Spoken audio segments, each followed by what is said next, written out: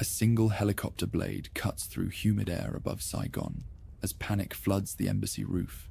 Below, tanks breach palace gates while, nearby, flames devour years of secrets. April 30th, 1975. The fall of Saigon, America's longest war, ends in chaos, televised for the world to witness. But to grasp how the most powerful nation on earth was humbled by guerrillas in sandals, we must go back. Vietnam, once a land of empires and resistance, became the graveyard of foreign ambition. French, Japanese, American. This is the story of how a people who had never known peace refused to accept permanent war, how technology met its match in human will, and how a conflict that began with opium and rubber would end with napalm and Agent Orange, leaving scars that time cannot heal. A war broadcast nightly, its horror unforgettable, its lessons still unsettled. Long before the jungle burned with napalm, it groaned beneath French boots and whispered of freedom. The humid air of Saigon harbor hung thick with possibility on that September morning. In 1858, when Admiral Charles Rigaud de Genouilly's gunboats emerged from the South China Sea like iron harbingers of a new age. Their cannons gleamed in the tropical sun, their tricolour flags snapped in the monsoon breeze, and their holds carried not merely soldiers and supplies, but the weight of European ambition that would reshape a civilization. The fishermen who scattered from the Saigon River as these metal leviathans approached could not have imagined that they were witnessing the first act of a drama that would consume their homeland for the next century.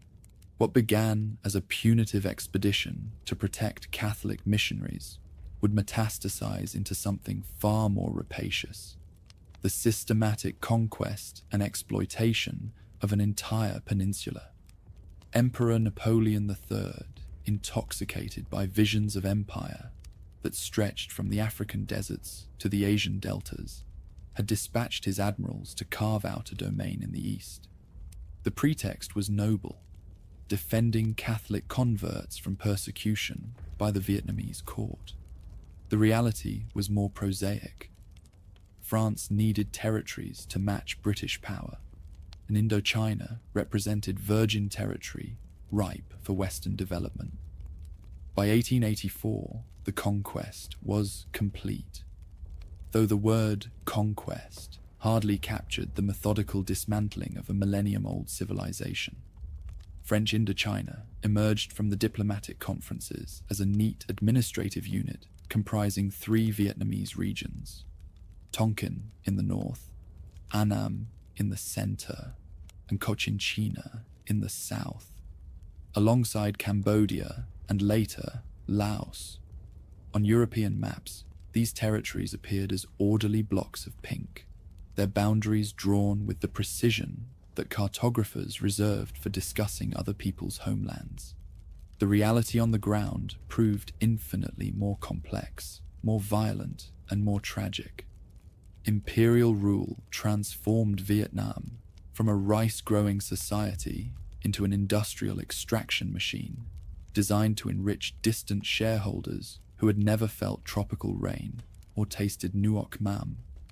Rubber plantations sprawled across cleared forests like geometric scars, their neat rows of trees tended by Vietnamese laborers working under conditions that differed from slavery primarily in their legal terminology.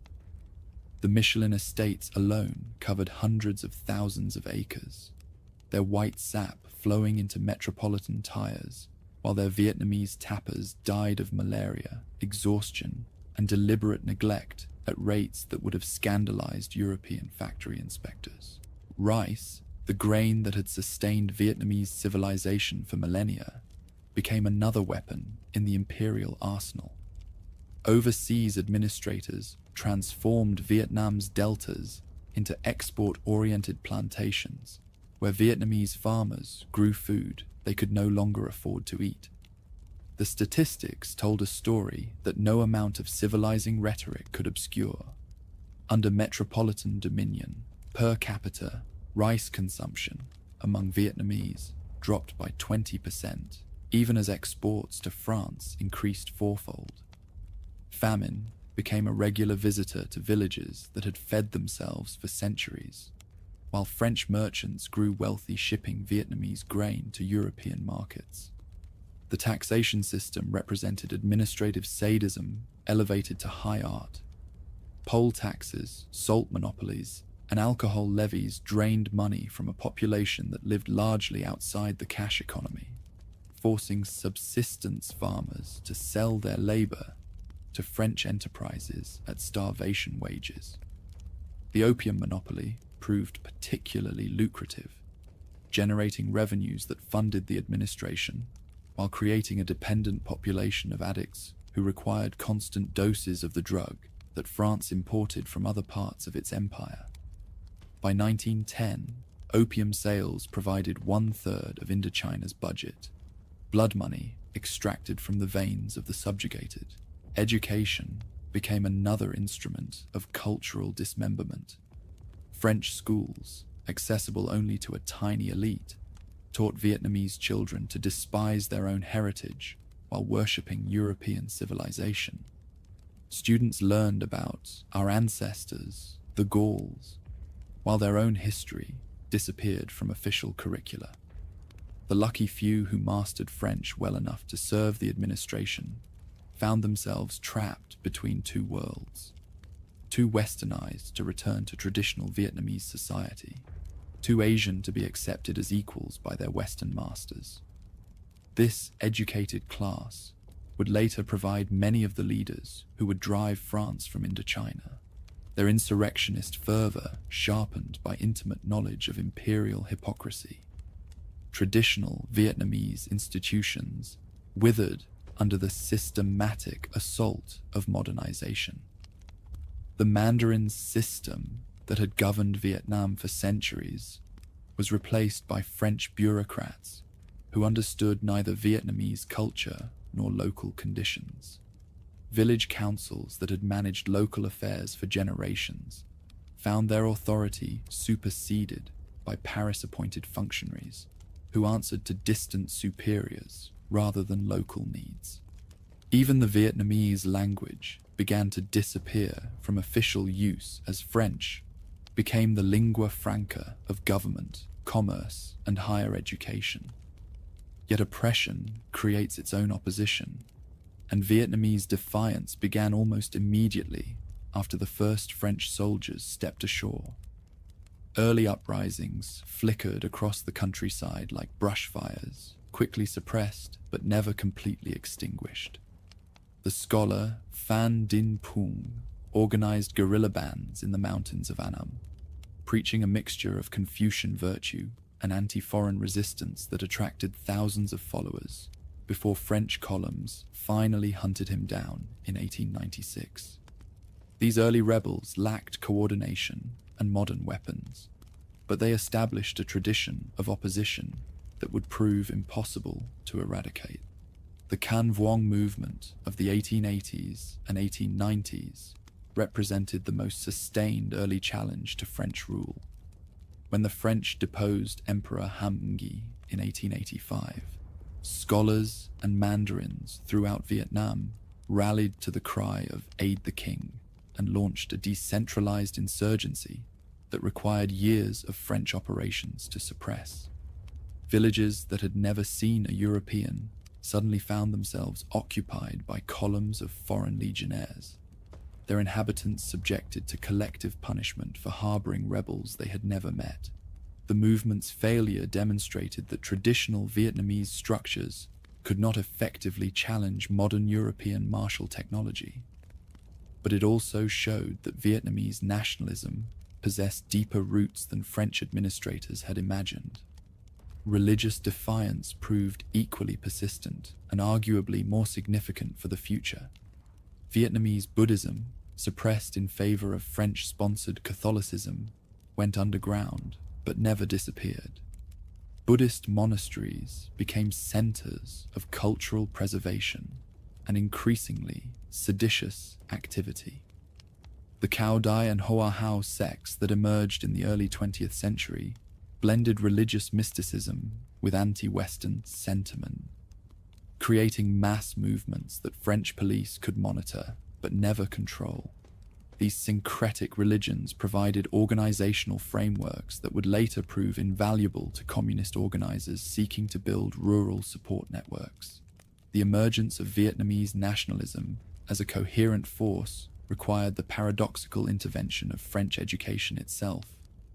Young Vietnamese who studied in French schools or traveled to France for higher education encountered European ideas, democracy, socialism, nationalism, that provided intellectual frameworks for challenging imperial rule. They read Rousseau and Marx, Voltaire and Lenin, absorbing concepts of popular sovereignty and class struggle that they would later deploy against their teachers. Among these Western-educated revolutionaries, one figure would prove particularly consequential for Vietnam's future. Nguyen Sinh Cung, born in 1890 in the central Vietnamese province of Nghệ An, grew up listening to his father denounce French injustice and extol Vietnamese heroes of defiance. The boy who would become Ho Chi Minh absorbed anti-imperial sentiment with his mother's milk, but his education began in earnest when he left Vietnam in 1911 as a mess cook aboard a French passenger liner. His wanderings took him from Marseille to New York, from London to Paris, exposing him to the full spectrum of Western civilization, its achievements and contradictions, its ideals and hypocrisies. Working as a kitchen assistant in the basement of the Carlton Hotel in London, he observed the pampered luxury of imperial elites while laboring in conditions that would have been familiar to any Vietnamese plantation worker. The contrast between European rhetoric about civilizing missions and the reality of how Europeans treated their subjects became a central theme of his emerging consciousness. Paris, in the aftermath of World War I, provided the perfect laboratory for a young insurgent seeking to understand how empires could be challenged and defeated. The city teemed with subjects from across the French Empire, Algerians, Senegalese, Cambodians, all seeking to extract concrete benefits from Woodrow Wilson's fine words about self-determination.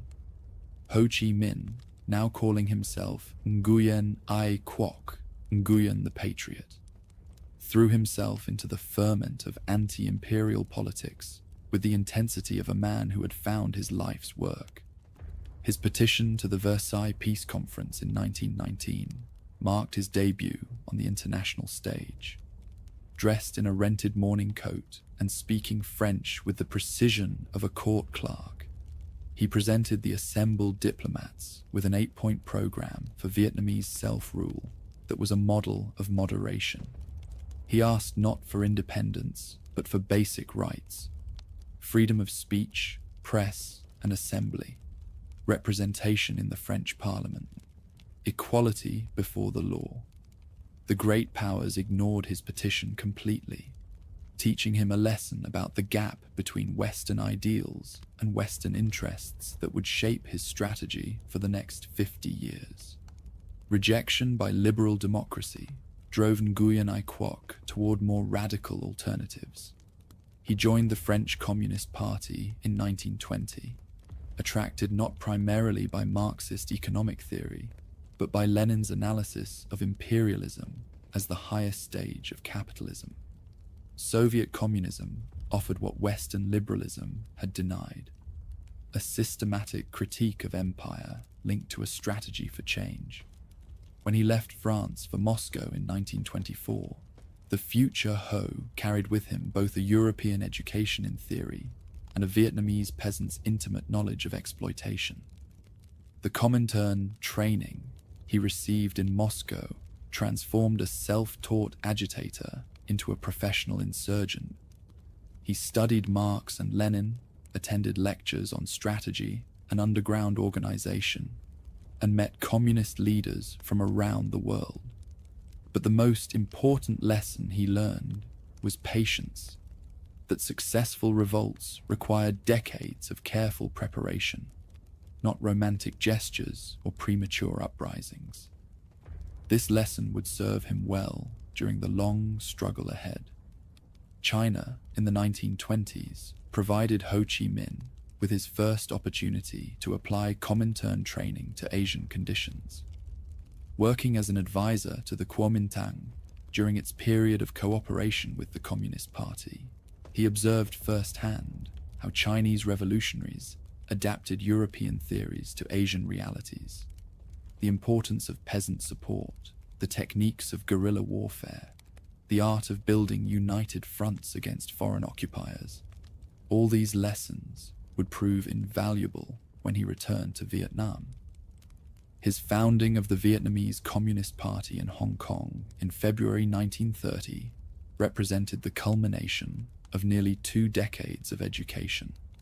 The party's manifesto reflected his sophisticated understanding of Vietnamese conditions. It called for national independence, democratic government, and socialist economic development. But it also recognized that Vietnamese revolution would require mass peasant support and anti-imperialist unity. Unlike earlier Vietnamese movements that had relied on traditional elites or urban intellectuals, Ho's party was designed from the beginning to mobilize the rural majority that French rule had impoverished and brutalized. The timing proved prophetic. The global economic depression that began in 1929 hit French Indochina with devastating force, as demand for Vietnamese rice and rubber collapsed while taxes remained constant. Rural uprisings erupted across central and northern Vietnam, beginning with strikes in French-owned factories and spreading to peasant revolts in the countryside.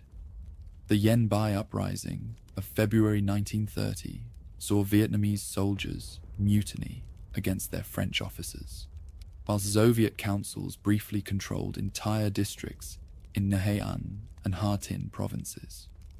French repression was swift and merciless.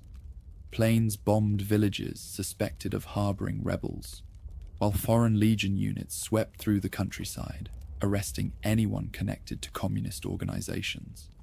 By 1932, over 10,000 Vietnamese prisoners filled French jails, including most of the Communist Party's leadership. Ho Chi Minh himself was captured by British police in Hong Kong and spent 2 years fighting extradition to France, where a death sentence awaited him. Yet this savage crackdown paradoxically strengthened Vietnamese communism by eliminating moderate alternatives and proving that French rule rested ultimately on naked force.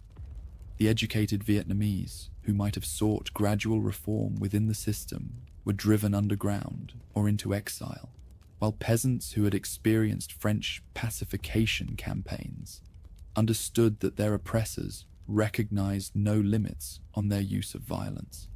The Communist Party that emerged from this crucible was harder, more disciplined, and more committed to change than the organization that had entered it. The decade of the 1930s witnessed a gradual rebuilding of networks, despite continued French surveillance and repression. Working through legal organizations, labor unions, cultural associations, Buddhist temples, communist organizers slowly reconstructed their underground apparatus. They learned to speak in codes, communicate through intermediaries, and maintain compartmentalized cells that could survive the arrest of individual members.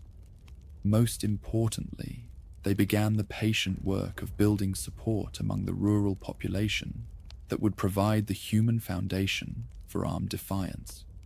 French policy during this period inadvertently aided communist recruitment by demonstrating the hollowness of reform. The Popular Front government that came to power in France in 1936 promised greater self-rule for Indochina, but the changes it implemented were cosmetic modifications that left the essential structure of exploitation intact. Vietnamese who had hoped for gradual improvement through legal channels found themselves still excluded from meaningful participation, still subject to arbitrary arrest, and still powerless to protect their communities from economic predation. World War II transformed Vietnamese nationalism from an aspiration into a necessity. When France fell to Germany in 1940, the administration in Indochina faced an impossible choice: collaborate with Nazi-allied Vichy France or resist German pressure and risk invasion. The decision to accept Japanese occupation while maintaining French control created a surreal situation where Vietnamese subjects found themselves ruled simultaneously by European fascists and Asian militarists, both of whom treated Indochina as a source of raw materials for their respective war efforts. Japanese occupation brought new forms of exploitation that made even French rule seem benevolent by comparison. Japanese commanders requisitioned rice for their armies, while Vietnamese peasants starved, creating famines that killed over 1 million people in the northern provinces alone. Forced labor programs conscripted hundreds of thousands of Vietnamese workers for construction projects, while Japanese propaganda about Asian liberation rang hollow in villages where Japanese soldiers behaved with casual brutality toward Vietnamese civilians.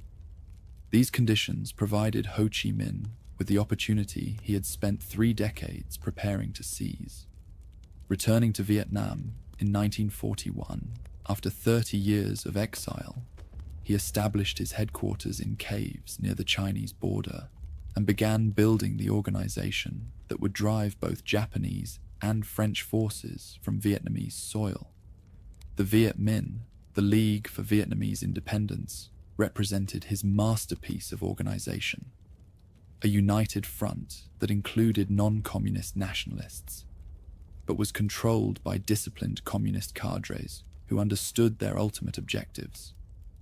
The genius of the Viet Minh lay in its ability to present itself as a purely nationalist organization while maintaining a rigorous communist core.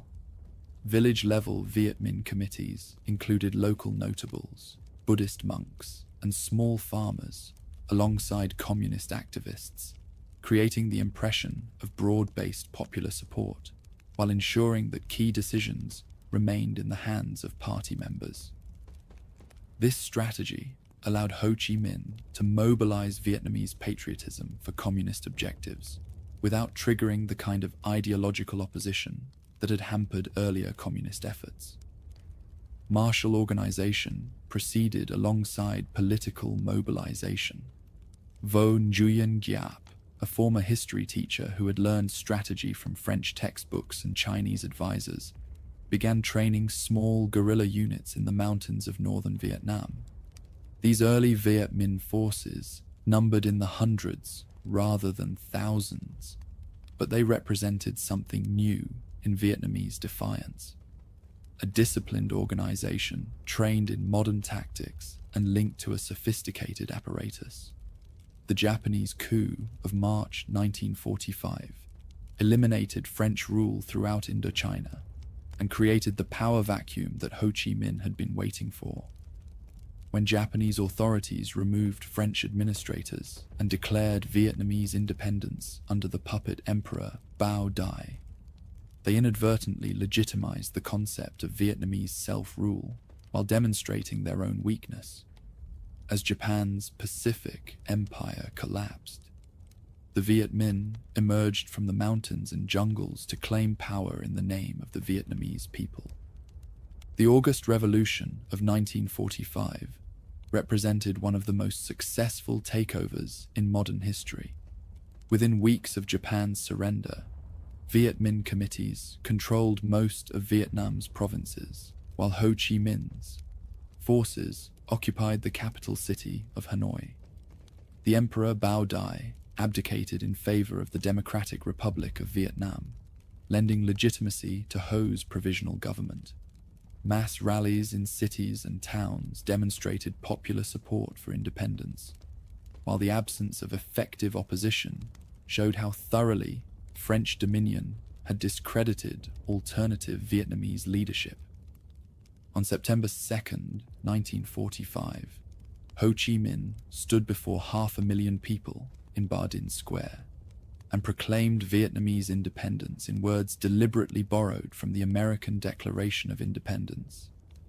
We hold these truths to be self-evident, that all men are created equal. The irony was deliberate and profound. A communist using Thomas Jefferson to establish a socialist republic, an Asian peasant invoking Western ideals to justify throwing off Western rule. The speech lasted only 20 minutes, but it announced the end of French Indochina and the beginning of a new phase in the global struggle against empire.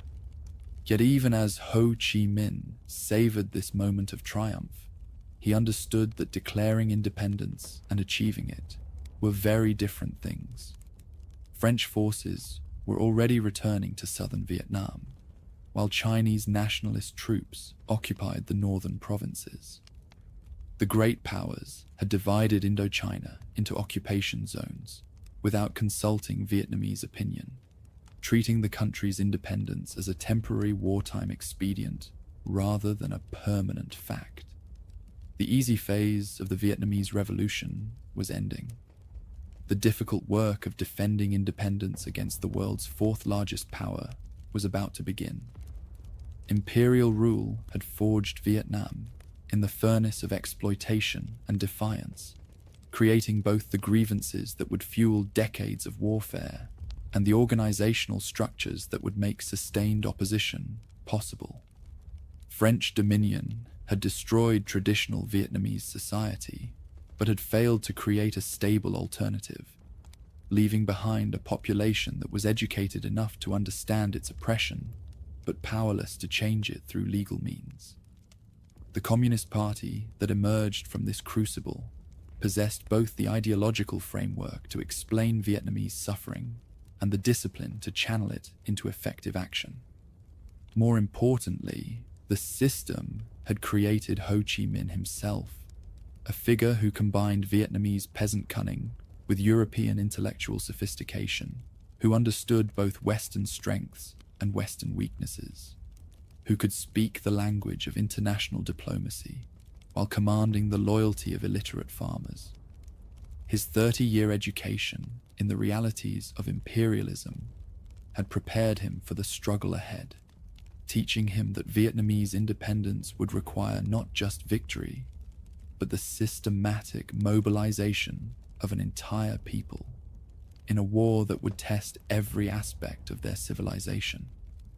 The French, preparing to return to their former possession, brought with them assumptions about Vietnamese capacity that their own policies had rendered obsolete. They expected to face the same kind of traditional opposition that they had crushed in the 1880s and 1930s. Localized uprisings led by traditional elites and lacking both modern organization and broad popular support. Instead, they would encounter something entirely new. A disciplined movement that had learned to combine Western organizational techniques with Asian guerrilla traditions, that commanded genuine popular support among the rural majority, and that was led by a man who understood European civilization well enough to exploit its weaknesses and contradictions. Before America, before the bombs, before the jungle caught fire, a quiet man in a cave had written a declaration of independence that would reshape the balance of power in Asia and challenge the foundations of the global system.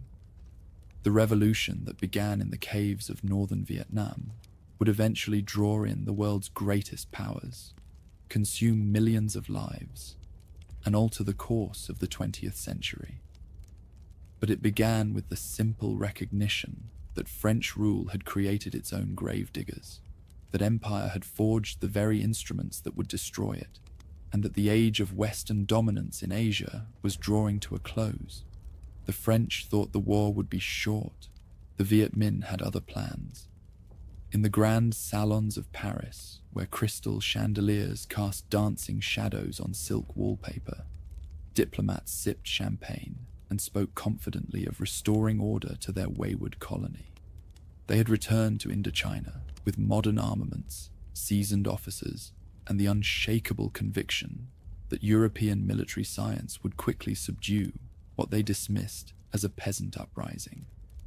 The maps spread across mahogany tables showed Vietnam divided into neat operational zones, each marked with precise troop dispositions and supply routes.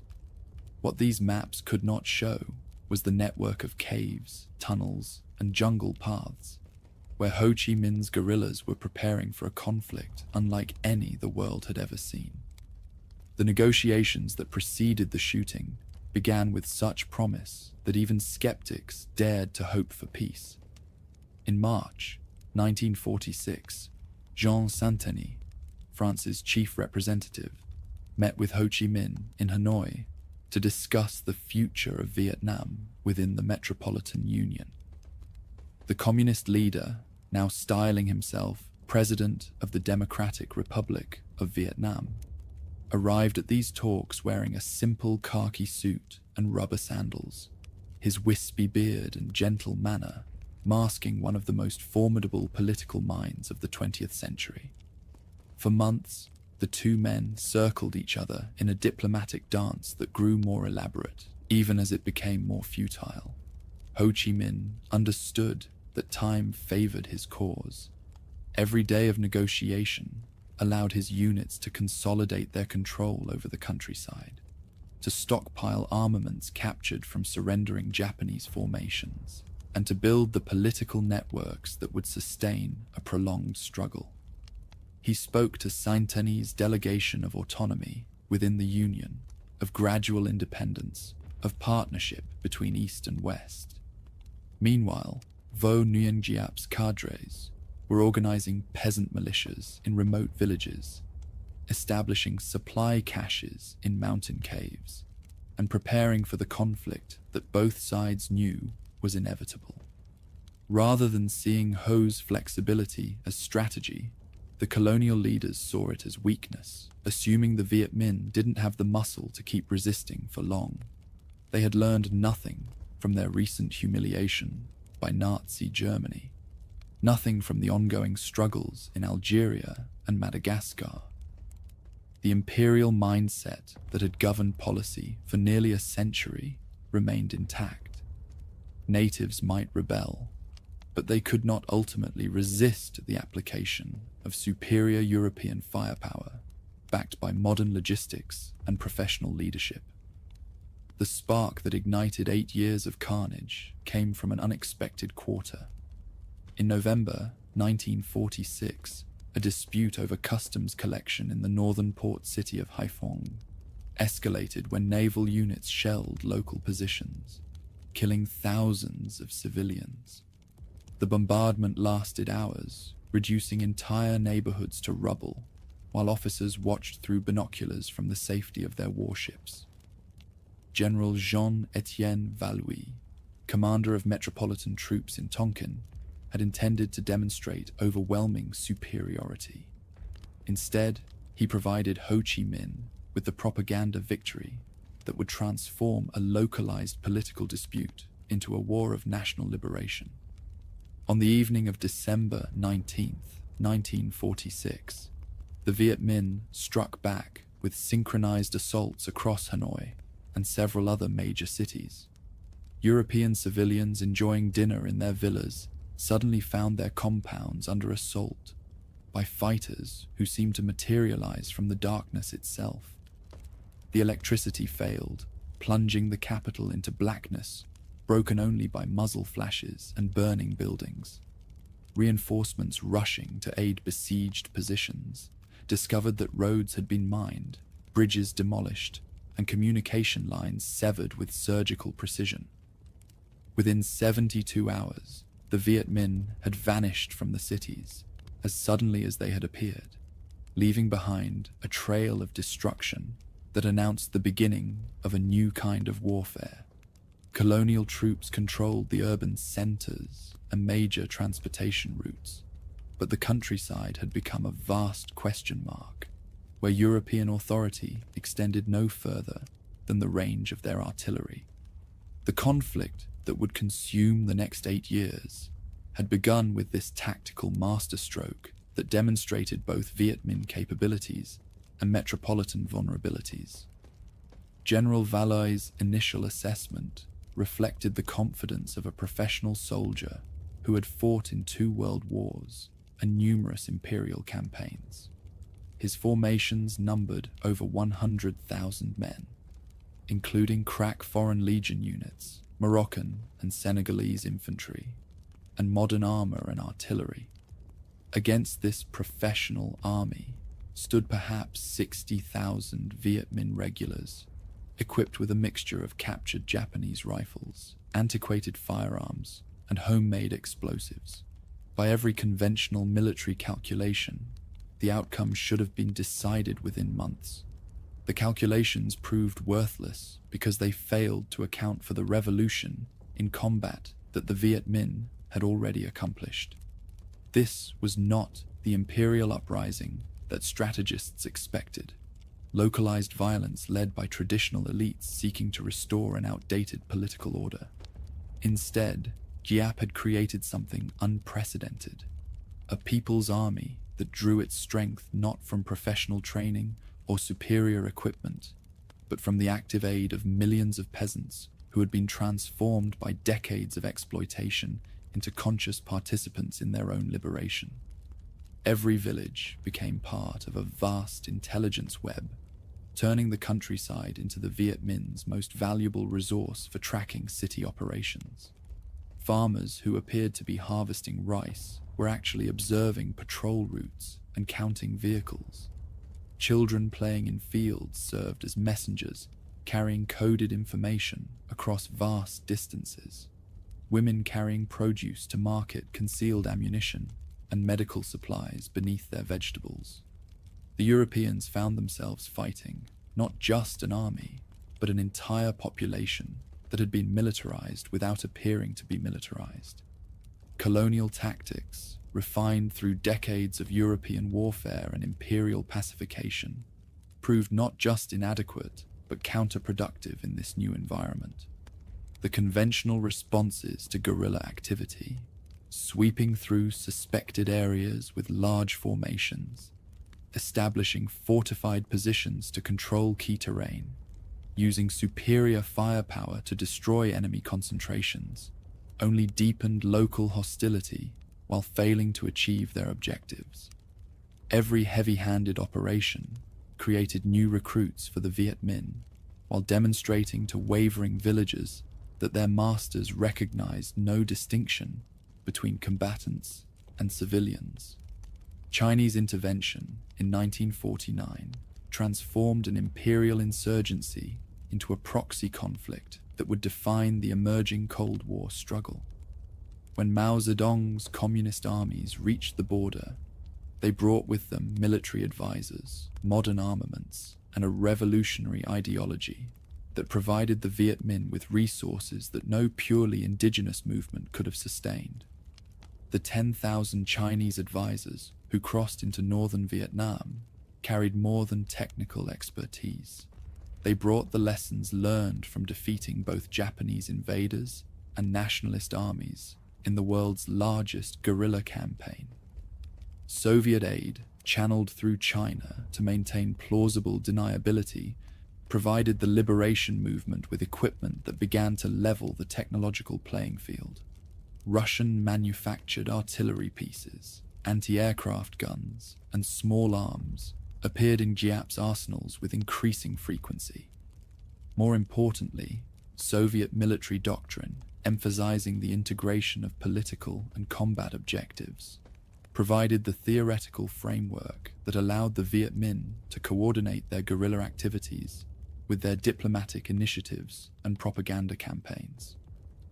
American assistance to France escalated in parallel with communist backing for the Viet Minh, transforming what had begun as an imperial conflict into a global confrontation between competing ideologies. The Truman administration, initially reluctant to aid European imperialism, found itself financing up to 80% of metropolitan military costs by 1954. US armaments, vehicles, and equipment flowed into colonial arsenals, while American advisors helped plan campaigns and train auxiliary formations. The United States had not yet committed its own combat troops, but it had already become the indispensable partner in France's struggle to maintain its Asian empire. The conflict's geographical scope expanded as both sides sought strategic advantages beyond Vietnam's borders. Colonial armies pursued Viet Minh units into Laos and Cambodia, internationalizing the struggle while providing their enemies with new bases and recruitment opportunities. The establishment of the Ho Chi Minh Trail, actually a complex network of paths, roads, and waterways stretching from China through Laos into South Vietnam, created a strategic supply line that interdiction efforts never succeeded in severing. Every attempt to cut these communications only dispersed them into more routes that became harder to monitor and attack. When local auxiliaries began serving the colonial side, it exposed some of the conflict's most painful ironies. The State of Vietnam Army, established under former Emperor Bao Dai, represented France's attempt to create a non-communist alternative to Ho Chi Minh's republic. These units, trained and equipped by metropolitan advisors, but led by indigenous officers, found themselves fighting for a vision of independence that remained subordinate to continued European oversight. Their soldiers faced the psychological burden of opposing fellow countrymen who claimed to represent authentic nationalism while serving foreign masters who promised eventual autonomy but delivered only continued subjugation. The climactic confrontation came in the remote valley of Dien Bien Phu, where strategists believed they had finally created conditions that would allow their superior firepower and professional expertise to achieve decisive victory. General Henri Navarre's plan was elegant in its simplicity.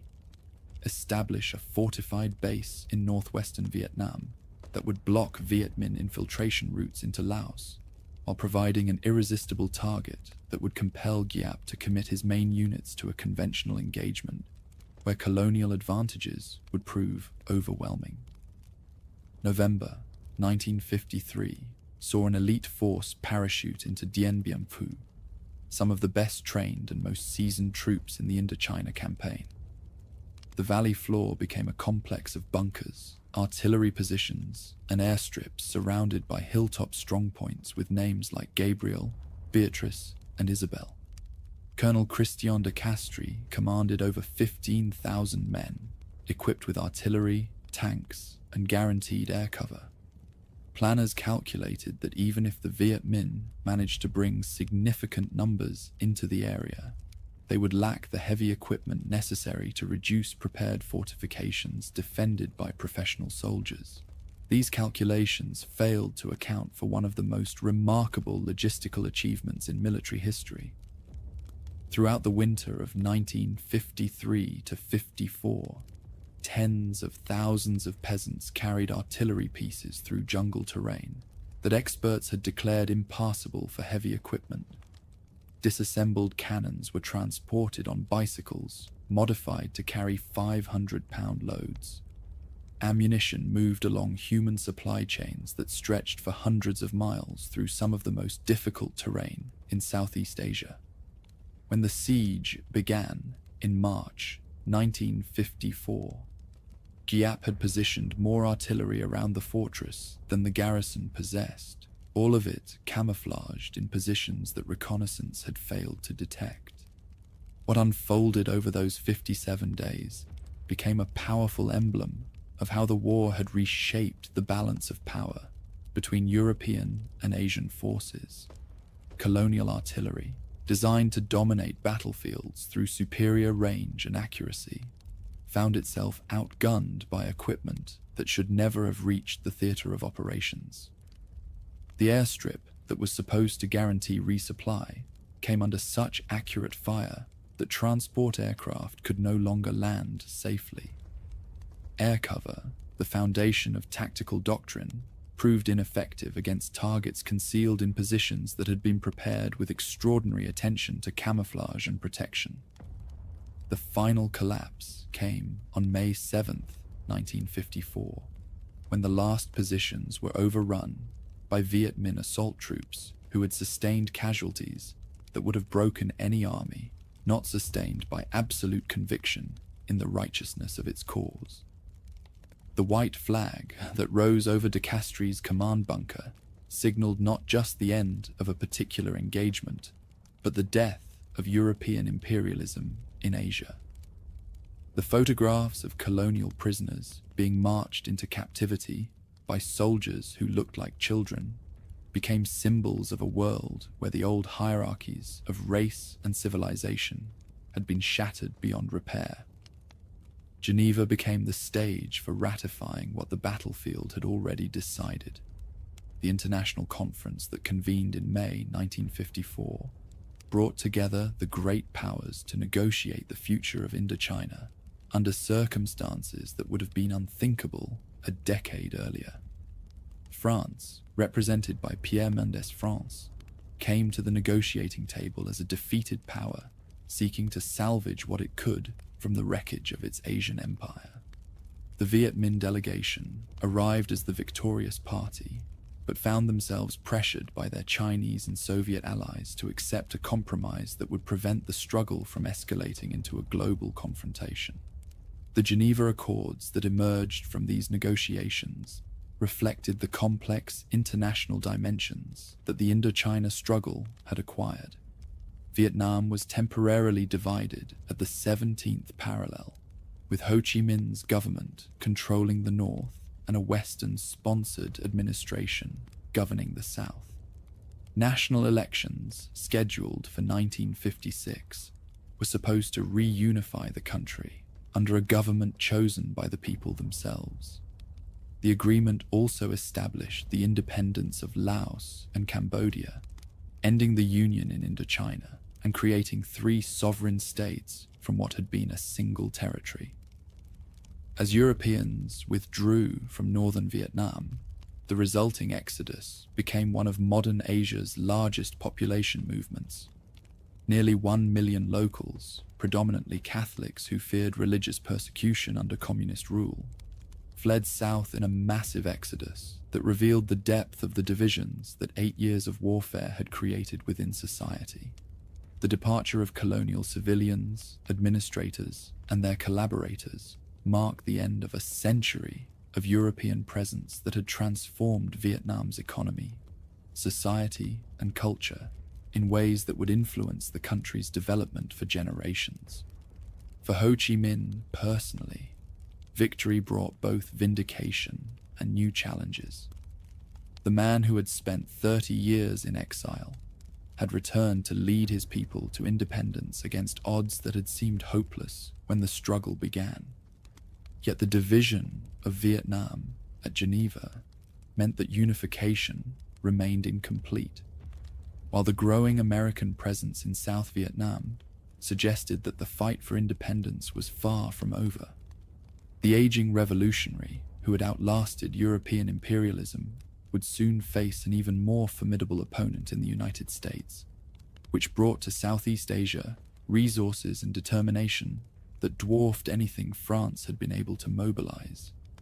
As the last metropolitan units departed from Hanoi in October 1954, they left behind a country that had been fundamentally altered by 8 years of total conflict. The traditional society that had survived a century of imperial rule had been replaced by a politicized population that understood its capacity to resist foreign domination. The Communist Party that Ho Chi Minh had built in exile now controlled a modern state apparatus capable of mobilizing resources on a national scale. Most ominously for future peace, the division imposed at Geneva had created 2 governments, each claiming to represent the legitimate aspirations of the people. In a valley in the far north, an imperial army died, and the age of empires in Asia died with it. The defeat at Dien Bien Phu marked more than the end of a particular conflict. It announced the beginning of a new era in which the technological advantages that had enabled European expansion would no longer guarantee European dominance. The methods that had brought victory to liberation armies would be studied and adapted around the world, while the example of successful resistance would inspire independence movements from Algeria to Angola. The imperial period was ending, but the violence it had unleashed would continue to shape the modern world for generations to come. The war was not yet American, but it was already inevitable. In the humid aftermath of Geneva, two nations emerged from the ashes of French Indochina, like phoenix birds rising from the same fire, but flying toward different suns. The 17th parallel that divided Vietnam appeared on maps as a thin black line, but on the ground it became an iron curtain that would separate families, fragment communities, and create two entirely different experiments in statehood. To the north, Ho Chi Minh's Democratic Republic began the arduous task of building a socialist society from the rubble of colonial exploitation. To the south, a new entity called the Republic of Vietnam took shape under Washington's patronage, its capital in Saigon pulsing with the nervous energy of a state that knew its legitimacy depended entirely on foreign protection. The Great Migration that followed partition dwarfed even the population movements that had accompanied Indian independence. Nearly 1 million Northerners, predominantly Catholics who feared persecution under communist rule, streamed south in an exodus that lasted months and strained the resources of both emerging states. US and French ships carried refugees across the parallel, while party cadres slipped south in equal numbers, creating a demographic exchange that ensured neither entity would be ethnically or ideologically homogeneous. Families were torn apart by choices that seemed temporary but would prove permanent, as the promised reunification elections of 1956 receded into the realm of forgotten diplomatic promises. Ngo Dinh Diem emerged from this chaos as the unlikely architect of the Southern Republic's future, a Catholic Mandarin in a Buddhist country, a celibate intellectual in a society that prized family above all else. The man possessed an austere dignity that impressed Western officials even as it mystified his own people. His appointment as Prime Minister in 1954 represented Washington's attempt to find a leader who could provide non-communist nationalism with both legitimacy and effectiveness. What they got was a figure whose rigid personality and authoritarian instincts would transform the southern state into a family dictatorship that generated its own opposition. The consolidation of presidential power proceeded with methodical ruthlessness that belied Diem's reputation as a gentle scholar. The sect wars of 1955 saw his US-trained army crush the Cao Dai and Hoa Hao religious militias that had controlled large portions of the Mekong Delta since the Japanese occupation. The Bin Shuyen organized crime syndicate, which had administered Saigon's police force and controlled its lucrative vice districts, found itself outgunned by troops who attacked their headquarters with tanks and artillery. By the end of 1955, the president had eliminated every alternative power center in the South, except the underground resistance, which had prudently avoided direct confrontation while building its strength in remote villages. By ousting Bao Dai and installing himself as president, Diem used the referendum to display his sharp instincts and his willingness to bend democratic rules. The ballot offered voters a choice between the emperor, represented by a green ballot, and the mandarin, represented by red. When the votes were counted, Diem had allegedly received 98.2% support, including impossible majorities in Saigon, where his opponents knew he had substantial opposition.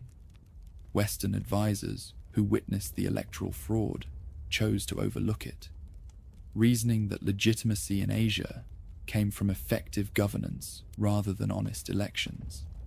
This pragmatic accommodation with authoritarian methods would become a recurring theme in the relationship with their protege. Meanwhile, in Hanoi, Ho Chi Minh faced the different but equally daunting challenge of transforming a guerrilla movement into a functioning state apparatus.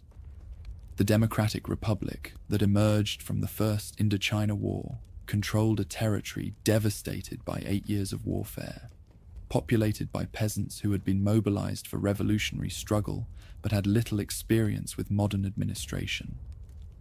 The Chinese advisors who had helped win the war now assisted with the transition to socialism, bringing with them both expertise and ideological rigidity that would complicate development for decades. Land reform became the crucible in which the Northern experiment was forged and nearly destroyed. Between 1953 and 1956, party cadres organized people's tribunals in villages throughout the countryside, where peasants were encouraged to denounce landlords and class enemies in sessions that combined revolutionary theater with mob justice.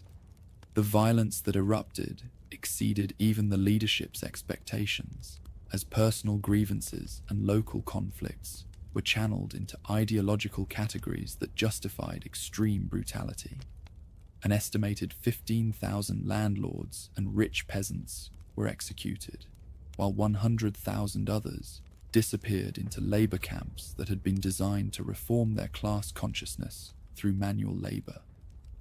The Nan Van Gyai Pham movement of 1956 represented the intellectual rebellion against this extremism.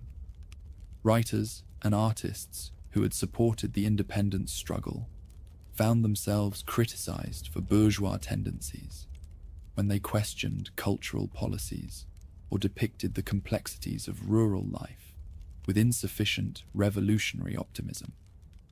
The crackdown that followed eliminated independent intellectual discourse in the North for a generation, while establishing the principle that artistic expression must serve ideology rather than individual creativity or social criticism.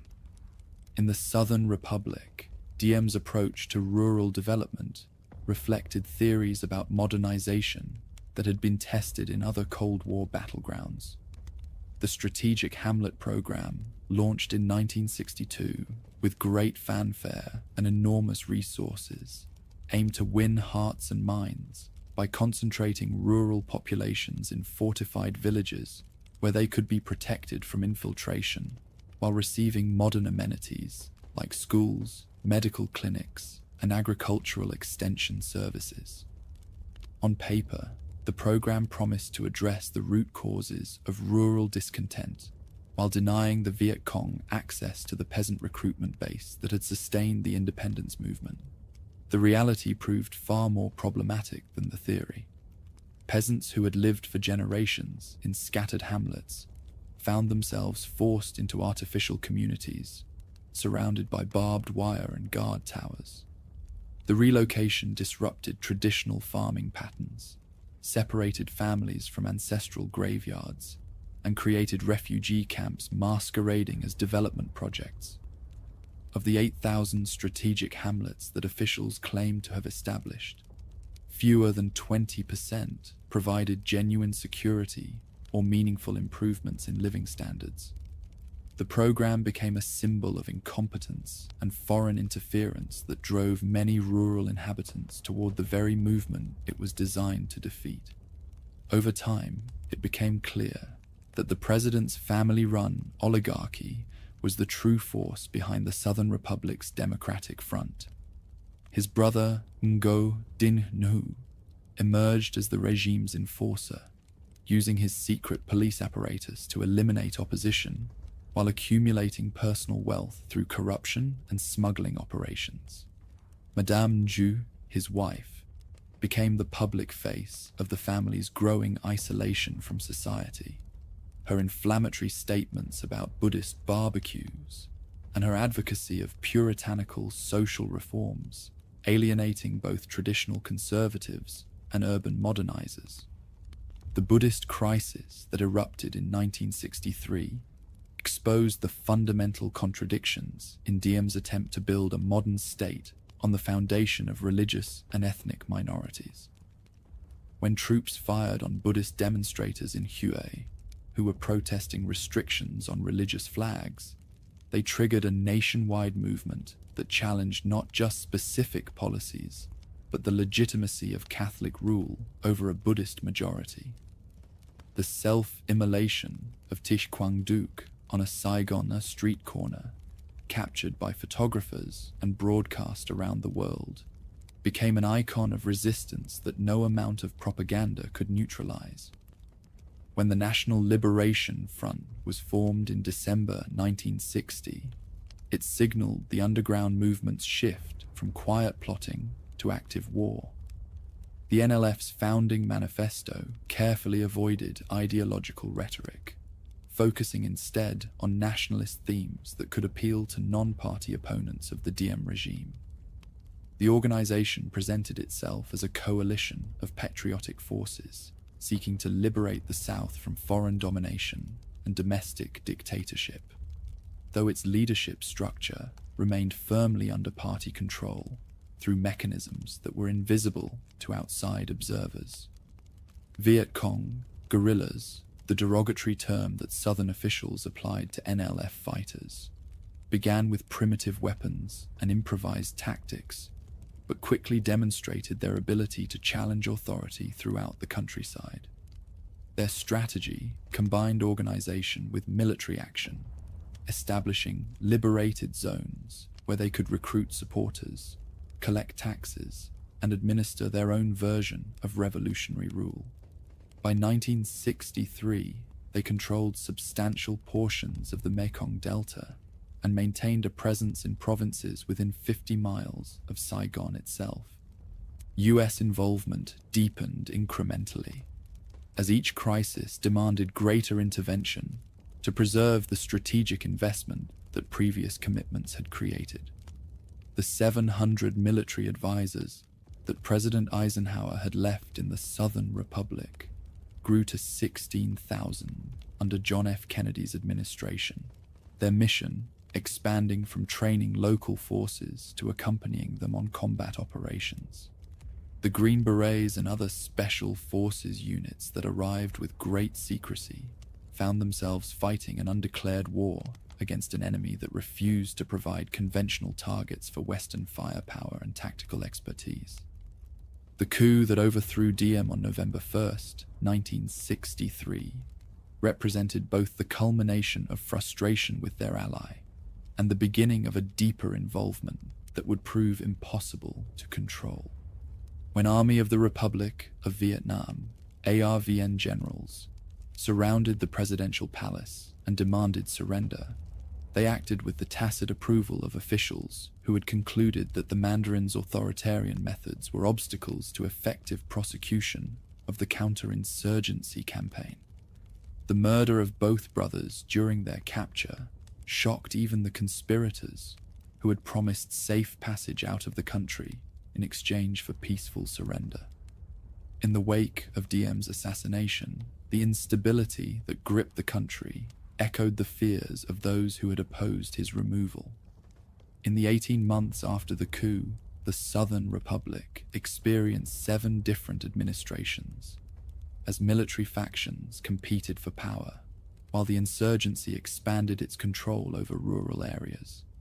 Each new leadership promised to restore stability and prosecute the war more effectively, but none possessed the base or administrative competence necessary to govern a society that was simultaneously fighting a civil war and undergoing forced modernization. Intelligence estimates during this period revealed the extent to which policymakers had misunderstood the nature of the conflict they were trying to manage. The Viet Cong, initially dismissed as a terrorist organization lacking popular support, had grown into a parallel administration that collected taxes, maintained courts, and provided social services in areas where Saigon's authority existed only on official maps. Their recruiting success among young villagers reflected not just ideological appeal, but also the absence of attractive alternatives in a society where service meant corruption and military conscription meant fighting fellow countrymen on behalf of foreign powers. The transformation of the Southern Republic's urban centers reflected the broader changes that Western involvement had brought to traditional society. Saigon became a boom town, fueled by military spending and populated by refugees from the countryside who had fled both recruitment and relocation programs. The city's French colonial elegance gave way to the garish commercialism of a war economy where dollars bought everything from sexual services to military intelligence. The social dislocation that accompanied this rapid urbanization created fertile ground for extremism among both organizers and religious sectarians. Educational policy became another battleground where competing visions of identity clashed with practical necessities. The Diem regime's emphasis on Catholic schools and Western curricula alienated Buddhist educators while failing to produce the technical specialists that modernization required. Areas under NLF control developed their own educational systems that combined basic literacy with ideological indoctrination, creating a generation of rural inhabitants who understood concepts but lacked the skills necessary for economic development. The result was two separate societies emerging within a single nation, each with its own institutions, values, and vision of the future. The cultural implications of partition extended far beyond politics into the realm of personal identity and family relationships. Traditional society had been organized around extended kinship networks that transcended regional boundaries. But the division at the 17th parallel created legal and physical barriers that gradually severed these connections. Northern families lost contact with southern relatives, while shared cultural practices began to diverge under different systems. The emergence of distinct northern and southern dialects, musical styles, and social customs suggested that temporary partition was becoming permanent separation. International dimensions of the division reflected the broader Cold War competition that had transformed local conflicts into global confrontations.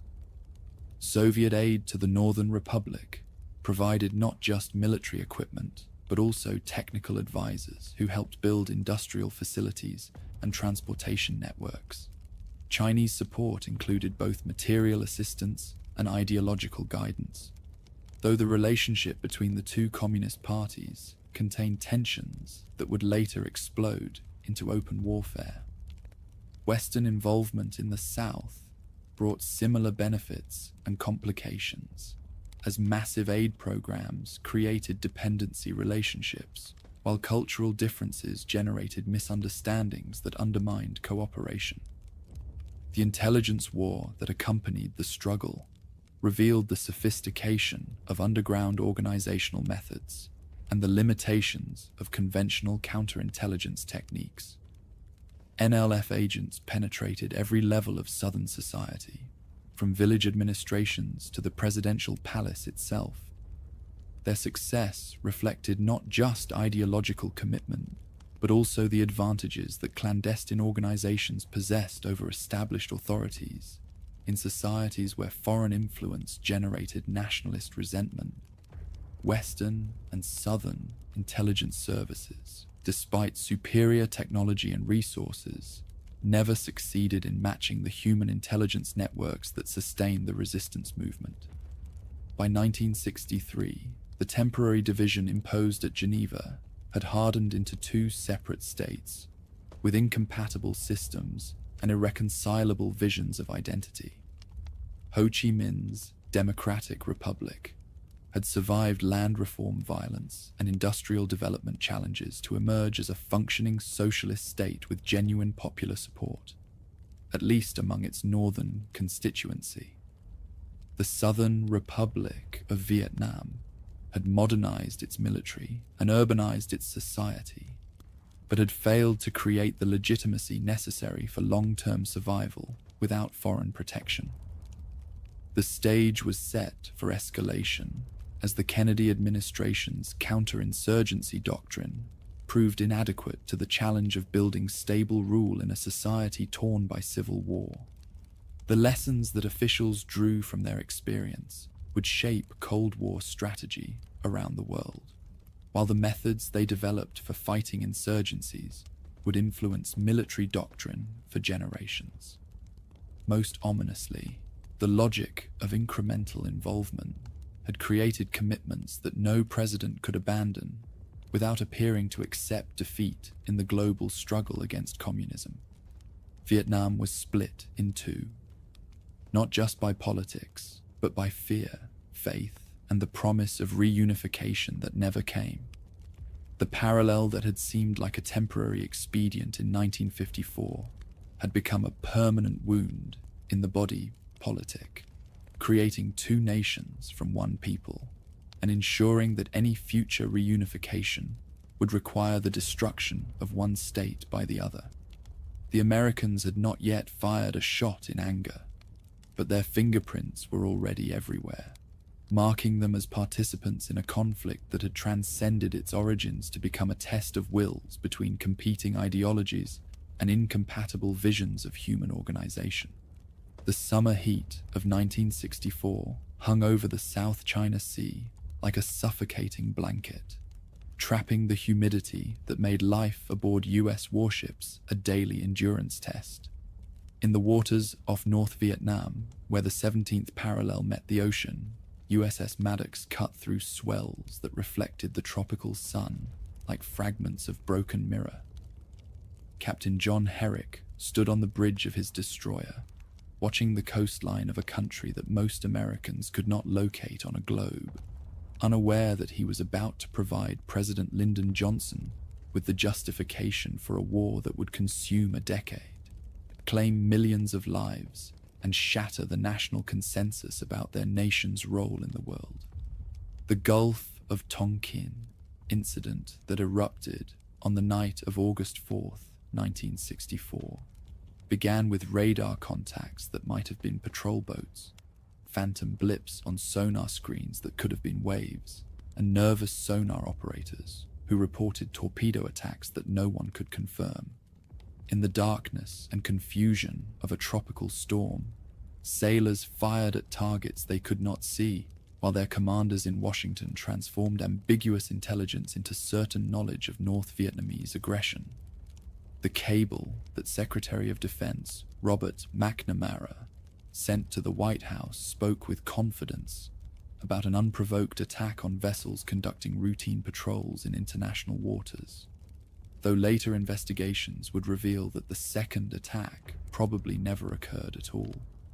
Johnson, a man who understood congressional politics as intimately as a Baptist preacher understood scripture, seized upon the incident to extract from Congress the blank check that would allow him to prosecute an Asian conflict without the constitutional inconvenience of a formal declaration. The Gulf of Tonkin resolution passed the House of Representatives unanimously, and the Senate with only 2 dissenting votes, granting the president authority to take all necessary measures to repel any armed attack against the United States and to prevent further aggression. In the charged atmosphere of the Cold War, few legislators dared to appear soft on communist expansion, while those who harbored private doubts convinced themselves that Johnson, a cautious politician, would use his new powers sparingly. Johnson ran as the voice of restraint in the 1964 election, contrasting sharply with Goldwater's hardline stance on Vietnam, which alarmed voters mindful of recent brushes with war in Korea and Cuba. "We are not about to send boys 9 or 10,000 miles away from home to do what Asian boys ought to be doing for themselves," the president declared to cheering crowds, his Texas drawl conveying the folksy wisdom that had carried him from the hill country to the heights of power. The landslide victory that followed seemed to validate his approach of measured response and graduated pressure, But behind the scenes, his advisors were already planning the escalation that would make those campaign promises seem like cruel deceptions. Vietnam's shift from a small Cold War headache to America's longest war began with Operation Rolling Thunder, the relentless bombing campaign launched in March 1965 by men convinced that air power could succeed where troops and reform had not. The theory was elegant in its simplicity. Carefully calibrated bombing would demonstrate resolve while imposing costs on North Vietnam that would eventually compel Ho Chi Minh to abandon his support for the Southern insurgency. Each target was selected with painstaking care. Each sortie planned to send specific messages about intentions and capabilities. The reality proved far more complex than the theory.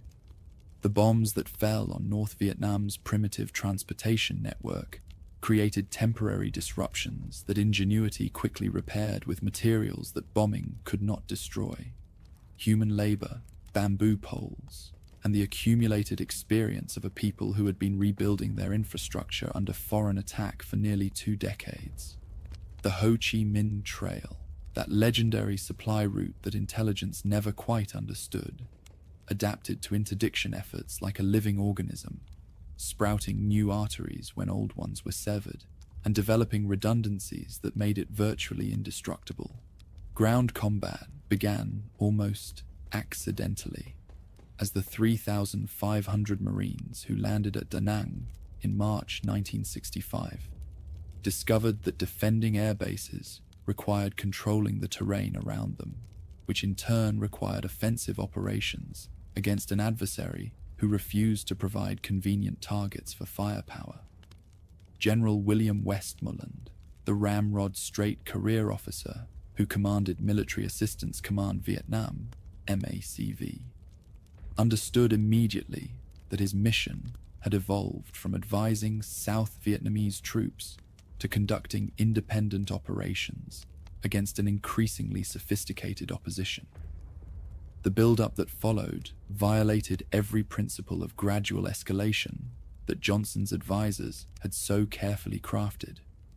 The 23,000 servicemen in Vietnam at the end of 1964 became 184,000 by December 1965, then 385,000 by the end of 1965, 1,966, and finally peaked at over 540,000 in 1968. Each increment seemed reasonable when measured against immediate tactical requirements, but the cumulative effect transformed Vietnam from a minor commitment into the central focus of foreign policy and domestic politics. As the war grew, the draft exposed deep class inequalities that had always lurked behind democratic talk, but never so vividly in questions of survival. College deferments protected the sons of the middle and upper classes, while working-class teenagers found themselves boarding chartered aircraft for the long flight to Southeast Asia. The irony was bitter and inescapable. A conflict fought in the name of democracy was prosecuted primarily by those who lacked the influence to avoid it, while those who would later make policy decisions about its conduct remained safely insulated from its human costs. The adversary that these young soldiers encountered in the jungles and rice paddies bore no resemblance to the communist armies that their fathers had faced in Korea, or their grandfathers had fought in the great wars of the 20th century. The Viet Cong were simultaneously everywhere and nowhere, capable of materializing from a seemingly peaceful village to launch devastating attacks before melting back into a population that offered them sanctuary and support. Their weapons were often primitive, mines made from unexploded ordnance, booby traps constructed from bamboo and human waste. But their knowledge of local conditions and their ability to choose the time and place of engagement gave them tactical advantages that technology could not overcome. These signature search and destroy operations captured the US military's growing frustration with an enemy that wouldn't stand still, and the flaws in applying old strategies to a new kind of war. Vast sweeps through suspected territory produced impressive body counts and volumes of captured equipment, but they also generated civilian casualties and refugee movements that strengthened Viet Cong propaganda, while weakening the South Vietnamese administration that troops were supposedly defending. The Battle of Ia Drang in November 1965 provided both a preview of the tactical innovations that would characterize the Vietnam conflict and a demonstration of the strategic futility that would ultimately doom the effort. When the 1st Cavalry Division, Airmobile, deployed helicopters to insert personnel directly into hostile territory, they achieved a mobility that conventional infantry could never match. The fierce fighting that followed showed that units could inflict heavy casualties on North Vietnamese regulars when they chose to stand and fight. But the broader lesson of Ia Drang was more troubling. Even devastating tactical victories could not produce strategic progress when the opposition retained the initiative to break contact and disperse before superior firepower could be brought to bear. Helicopter warfare, that iconic image of the Vietnam conflict, represented both the promise and the limitations of technological superiority. The distinctive thump of rotor blades became the soundtrack of a struggle where mobility substituted for territorial control, and where the ability to insert troops anywhere on the battlefield created the illusion of omnipresence without the reality of dominance. The UH-1 Huey helicopters that carried soldiers into landing zones throughout South Vietnam embodied the industrial capacity that had won World War II.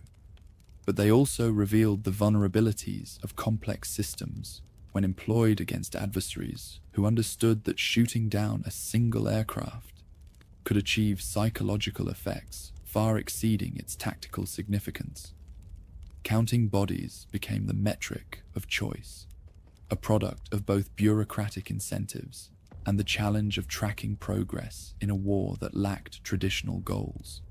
Since ground could not be held, and opposing units could not be decisively engaged, success had to be quantified through the grim arithmetic of casualties inflicted versus casualties sustained. The competition between formations to report higher kill ratios created perverse incentives that encouraged the inflation of statistics and the targeting of non-combatants who could be counted as dead without the inconvenience of weapons recovery or prisoner interrogation. Free fire zones and specified strike zones represented the attempt to solve the problem of distinguishing combatants from civilians in a conflict where such distinctions had largely broken down. By declaring entire areas to be under hostile control and therefore subject to attack without specific target identification, commanders hoped to simplify the rules of engagement while maximizing the effectiveness of firepower. The human cost of these policies fell primarily on rural inhabitants who found themselves trapped between competing sides, subject to attack by either faction, depending on their location and the tactical requirements of the moment. The weapons that troops brought to Vietnam showcased both the achievements and the limitations of mid-20th century technology. The M16 rifle, lighter and more rapid firing than the M14 it replaced, jammed frequently in jungle conditions and required maintenance procedures that proved difficult to implement in field conditions. Artillery and close air support provided devastating firepower when targets could be identified and engaged, but the opposition's skill at camouflage and rapid movement limited opportunities for effective employment. Even the most sophisticated sensors and surveillance equipment could not solve the fundamental problem of an adversary who looked like the population he moved among, and who could disappear into tunnels and bunkers that aerial reconnaissance could not detect. South Vietnam's vast tunnel systems, with Chu Chi as their most famous example, revealed the extreme measures the resistance took to counter the technological edge of their enemy. These underground networks, some extending for dozens of miles, provided not just positions, but entire subterranean societies, complete with hospitals, workshops, and command centers. The tunnel rats who volunteered to clear these complexes with pistols and flashlights represented courage of an almost incomprehensible magnitude, while their limited success illustrated the impossibility of defeating an opposition that could literally disappear beneath the earth. Chemical warfare, euphemistically described as herbicide operations, brought industrial agriculture's pest control methods to bear on objectives with consequences that would reverberate for generations. Agent Orange and its chemical cousins stripped millions of acres of jungle canopy, exposing supply routes and base camps while creating moonscapes where nothing could grow for years. The long-term health effects on both local civilians and servicemen would not become apparent until decades later. But the immediate ecological destruction was visible to anyone who flew over the treated areas. The statistics that flowed back to Washington told a story of progress that bore little resemblance to the reality on the ground. Body counts climbed steadily. Weapons caches were discovered and destroyed in impressive numbers, and the percentage of South Vietnamese territory under administration control appeared to increase month by month. But these metrics missed the essential dynamic of the struggle. Every success created new opponents. Every display of firepower generated new recruits for the Viet Cong, and every tactical victory contributed to the strategic stalemate that was slowly eroding public support for the effort.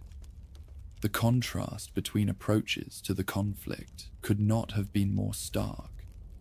Where commanders sought decisive engagements that would produce measurable results, resistance pursued a strategy of protracted warfare designed to exhaust patience and resources. Where units measured success in terms of casualties inflicted and territory cleared, opposition commanders evaluated progress by their ability to maintain their personnel in the field and their organization in contested areas. Where overwhelming firepower was brought to bear on specific objectives, resistance used time and space to neutralize technological advantages through persistence and mobilization. Life in the field for soldiers reflected these strategic contradictions in ways that no amount of training could have prepared them for. Patrols through seemingly empty countryside could erupt into brief, vicious firefights before subsiding into the humid silence of a landscape that concealed its secrets behind walls of vegetation. The opposition was simultaneously a specific group of armed individuals and an entire population whose loyalties could shift depending on which side seemed to offer the better prospects for survival. Victory meant reaching designated coordinates without casualties, while defeat could come from a sniper's bullet fired from a location that could never be precisely determined. The urban dimension of the conflict, often overlooked in accounts focused on jungle warfare, revealed another aspect of complexity that strategists struggled to comprehend. Cities like Saigon, Da Nang, and Hue became magnets for refugees from the countryside, swelling into chaotic mixtures of traditional culture and Western influence. The bar girls and black marketeers who catered to servicemen represented one face of this urban transformation, while the students and intellectuals who organized anti-administration demonstrations represented another. Both groups reflected the social dislocation that accompanies any society undergoing rapid change under foreign influence. Corruption, that perennial problem of developing societies under stress, reached levels that astonished even officials accustomed to the relaxed ethical standards of Cold War alliances. South Vietnamese officers sold weapons to their opponents, diverted reconstruction funds to personal accounts, and created phantom units that existed only on paper but drew full pay and allowances. Advisors who tried to address these problems found themselves caught between the need to maintain working relationships with their counterparts and their professional obligations to ensure effective use of resources. By 1967, the contradiction between public optimism and private pessimism had become impossible to maintain. The same officials who briefed congressional delegations about progress and light at the end of the tunnel wrote classified assessments that painted a far darker picture of endless conflict against an adversary whose will to fight showed no signs of diminishing. The credibility gap that emerged from this disconnect would eventually destroy Johnson's presidency and transform attitudes toward their government's truthfulness in matters of national security. The anti-war movement that began to coalesce during this period drew its initial strength not from radical opposition to foreign policy, but from growing skepticism about the competence and honesty of those who were conducting it. The teach-ins that spread across college campuses in 1965 and 1966 featured faculty members who questioned not the right to intervene in Southeast Asia, but the effectiveness of the methods being employed and the credibility of the information being provided to justify continued escalation. International opinion, initially supportive of efforts to contain communist expansion, began to shift as the scope and intensity of the bombing campaign became apparent. The images of destruction that appeared in European and Asian newspapers challenged the narrative of limited, defensive operations that officials had constructed to justify their actions. Even allies who supported objectives questioned the proportionality of the means being employed and worried about the precedents being established for the use of force in international relations. The economic costs of the struggle, initially manageable within the context of the booming economy of the mid-1960s, began to create inflationary pressures that threatened Johnson's domestic agenda.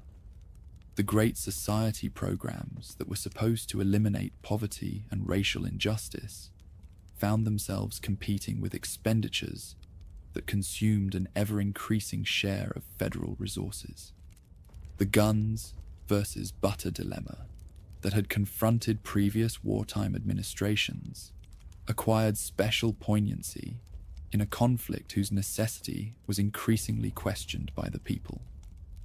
As 1967 drew to a close, troops in Vietnam had achieved tactical dominance over virtually every battlefield they had chosen to contest. They could insert personnel anywhere in South Vietnam, bring devastating firepower to bear on any target they could identify, and inflict casualties on opposition at ratios that would have guaranteed victory in any conventional engagement.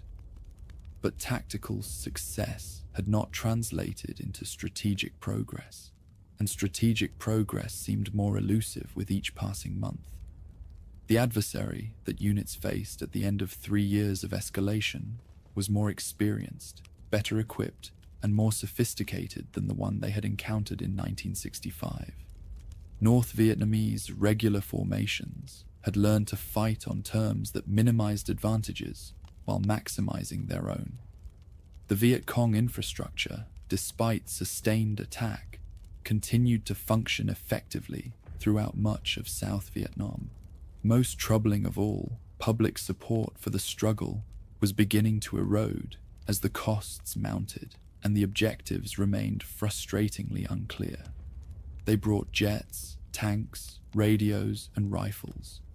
The jungle brought silence and knives in the dark.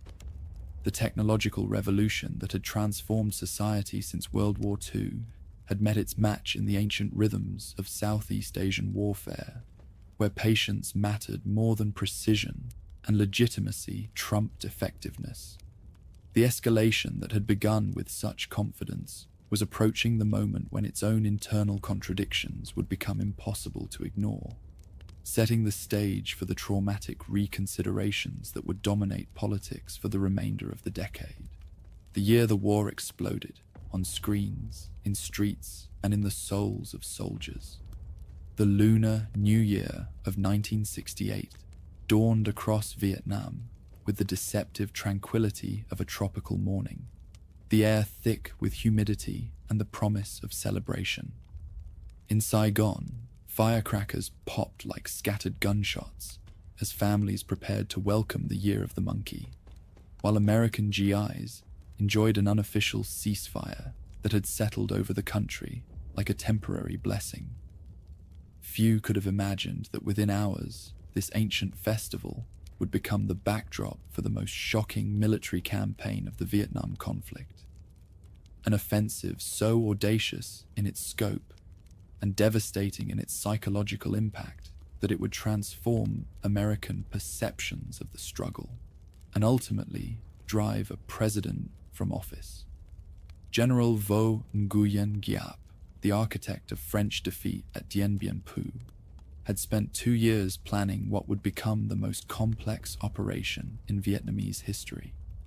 The strategy that emerged from his deliberations represented a revolutionary departure from the guerrilla tactics that had sustained Vietnamese resistance for decades. Instead of avoiding major urban centers and conventional confrontations, the Tet Offensive would strike simultaneously at over 100 cities and towns throughout South Vietnam, bringing the conflict directly to the doorsteps of those who had considered themselves safely removed from its violence. The preparations for this massive undertaking required organizational skills that surpassed anything the Vietnamese resistance had previously attempted. Weapons and ammunition were smuggled into urban areas over months of painstaking effort, hidden in flower carts, rice shipments, and funeral processions that moved through government checkpoints with the casual familiarity of everyday commerce. Viet Cong operatives who had lived ordinary lives as shopkeepers, students, and cyclo drivers suddenly revealed themselves as trained soldiers and saboteurs, their cover identities dissolving like morning mist to expose a parallel structure that had existed beneath the surface of South Vietnamese society. Beyond the tactical reasoning, the timing of the attack carried cultural resonance that consistently escaped Western comprehension. Tet represented the most sacred period in the Vietnamese calendar, when families reunited and spirits were believed to return from the dead to bless the living. By launching their offensive during this period of universal celebration, Giap and his commissars sought to demonstrate that even the most cherished traditions could not protect the Saigon regime from the reach of revolutionary justice. The first explosions shattered the pre-dawn silence of January 30th, 1968, as Viet Cong sappers launched coordinated strikes across the Mekong Delta and central provinces. By dawn, the scope of the assault had become apparent to American intelligence officers, whose monitoring stations crackled with reports of simultaneous engagements from Da Nang to Can Tho. This was not the scattered harassment that had characterized previous Viet Cong activities, but a synchronized campaign that demonstrated planning capabilities and resource coordination that challenged fundamental assumptions about the nature of Vietnamese communist organization. Saigon itself became the primary theater for a drama that would unfold before television cameras and international correspondents who found themselves witnesses to urban fighting, unlike anything they had experienced in previous conflicts. The strike on the American embassy, launched by a 19-man Viet Cong team armed with AK-47s and explosive charges, transformed the symbol of American power in Southeast Asia into a battlefield where Marines fought room to room, while reporters ducked behind concrete planters and abandoned automobiles. The images that flickered across television screens in American living rooms that evening carried psychological impact far exceeding their tactical significance. The sight of Viet Cong fighters moving through the embassy compound, their black pajamas and rubber sandals incongruous against the modern architecture of American diplomatic power, challenged official assurances about progress and security, with visual evidence that no amount of statistical manipulation could contradict. For millions of Americans who had trusted their government's optimistic assessments, the embassy incident provided their first glimpse of a struggle that bore no resemblance to the conflict their leaders had described. Hue, the historic heart of Vietnamese culture, became the setting for the longest and deadliest clash of the campaign. Communist forces, including both Viet Cong guerrillas and North Vietnamese regulars, seized most of the city within hours of the initial assault, raising their flag over the citadel and establishing control over neighborhoods that had been considered completely secure by South Vietnamese authorities. The fighting that followed would consume 26 days and reduce much of the city to rubble, while revealing the limitations of American firepower when employed in urban environments where cultural preservation competed with necessity. American and South Vietnamese troops attempting to retake Hue discovered that their overwhelming advantages in artillery and air support became liabilities when deployed against an adversary who had positioned themselves among civilians and cultural monuments that could not be destroyed without inflicting unacceptable collateral damage. The street-by-street, house-by-house struggle that characterized the battle represented a return to the infantry tactics of World War II, where technological superiority meant little and triumph depended on the courage and endurance of individual soldiers advancing under fire. The massacre that communist units perpetrated during their occupation of Hue revealed the ideological ruthlessness that accompanied their actions. Over 3,000 civilians, government officials, teachers, religious leaders, and anyone associated with the Saigon administration were systematically executed and buried in mass graves that would not be discovered until after the city's liberation. These killings, documented with bureaucratic precision by communist officers, demonstrated that beneath the nationalism and anti-imperialist rhetoric lay a revolutionary agenda that brooked no accommodation with those who had collaborated with foreign influence.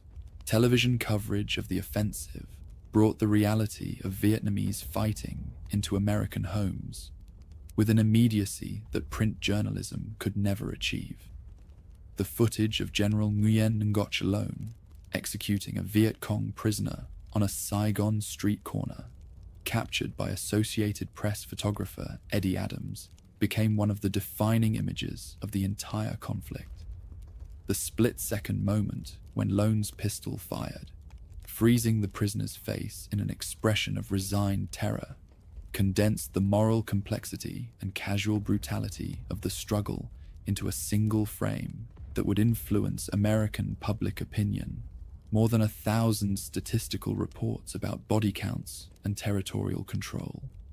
Walter Cronkite's assessment of the offensive, delivered on the CBS Evening News on February 27, 1968, carried weight that transcended journalism and entered the realm of prophecy. The most trusted voice in American news media, speaking with the measured authority that had made him the nation's unofficial anchorman, declared that the conflict had reached a stalemate that could not be resolved through force. To say that we are mired in stalemate seems the only realistic, yet unsatisfactory, conclusion, Cronkite told his audience, his words carrying the weight of personal conviction rather than journalistic neutrality.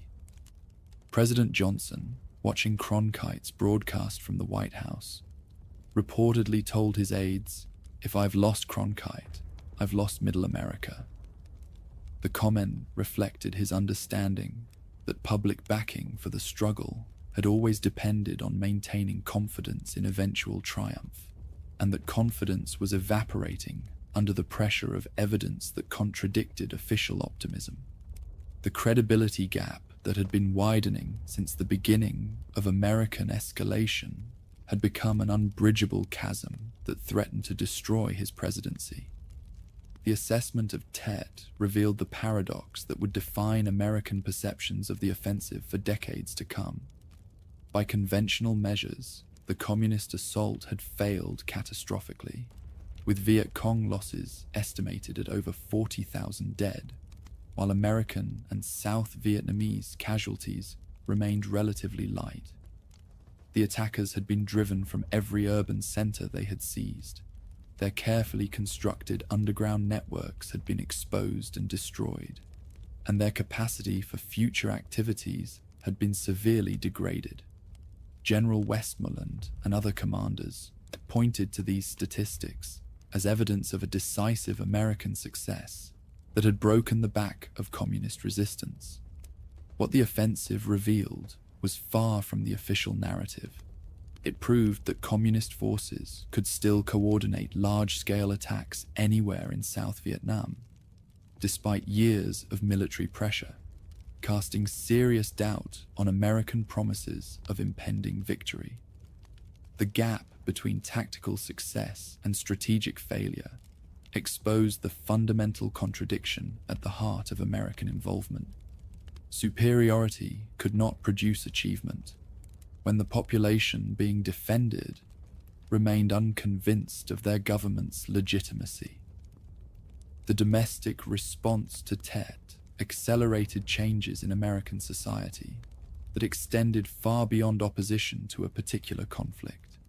The anti-war movement, which had been confined largely to college campuses and radical organizations, began to attract mainstream backing from middle-class Americans who had previously accepted official explanations about the necessity and progress of the struggle. The teach-ins and protest marches that had seemed like fringe activities suddenly appeared prophetic, their criticisms validated by events that official spokespersons struggled to explain.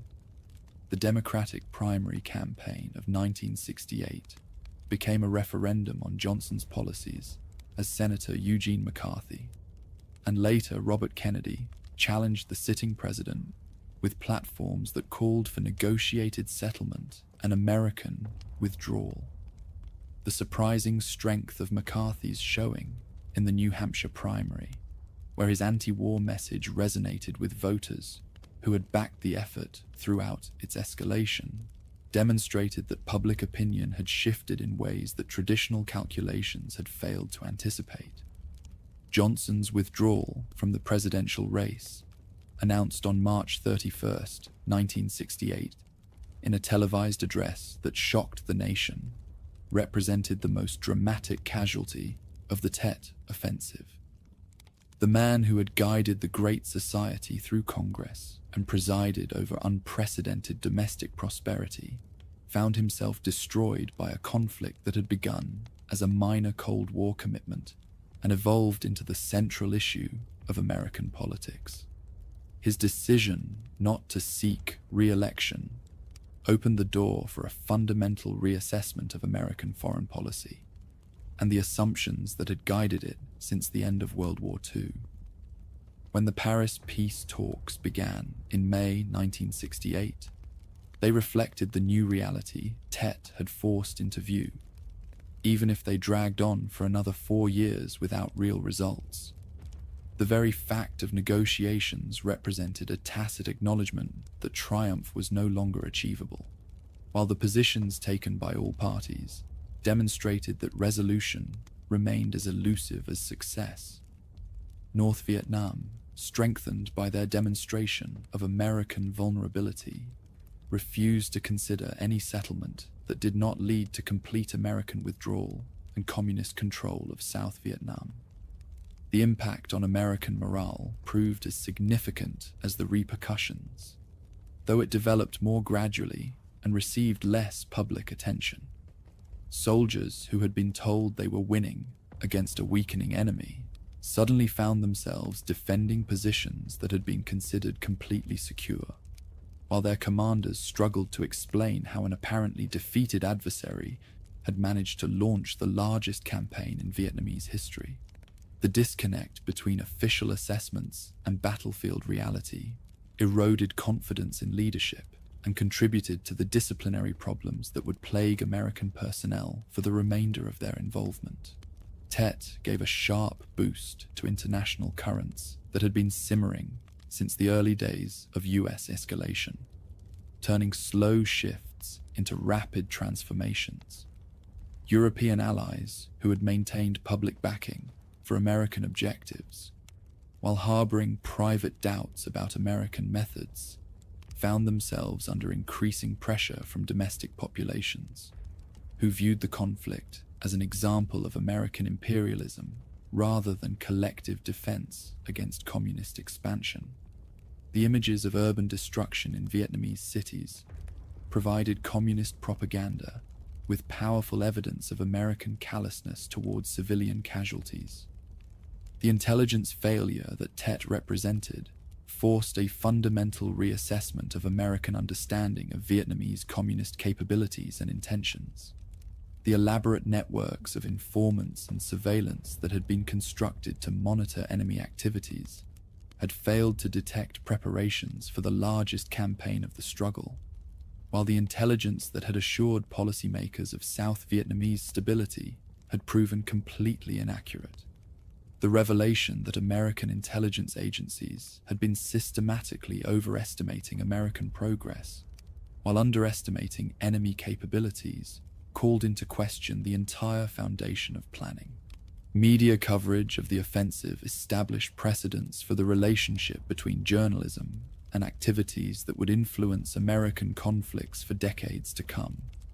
The presence of television cameras in zones created pressures for immediate assessment and interpretation that commanders had never previously experienced, while the graphic nature of the footage challenged traditional assumptions about public backing for endeavors. The tension between operational security and public information that Tet revealed would become a central issue in subsequent American interventions. The human cost of the offensive extended far beyond the immediate casualties, to encompass the psychological trauma of civilians who had experienced urban fighting and soldiers who had witnessed the collapse of their assumptions about the nature of their mission. The refugees who fled the violence in Hue and other cities joined the millions of Vietnamese who had already been displaced by the conflict, while American servicemen who had believed they were protecting a grateful population found themselves questioning the purpose and morality of their involvement. It took time for the full weight of Tet to sink in, as its immediate battlefield results gave way to deeper, long-term shifts.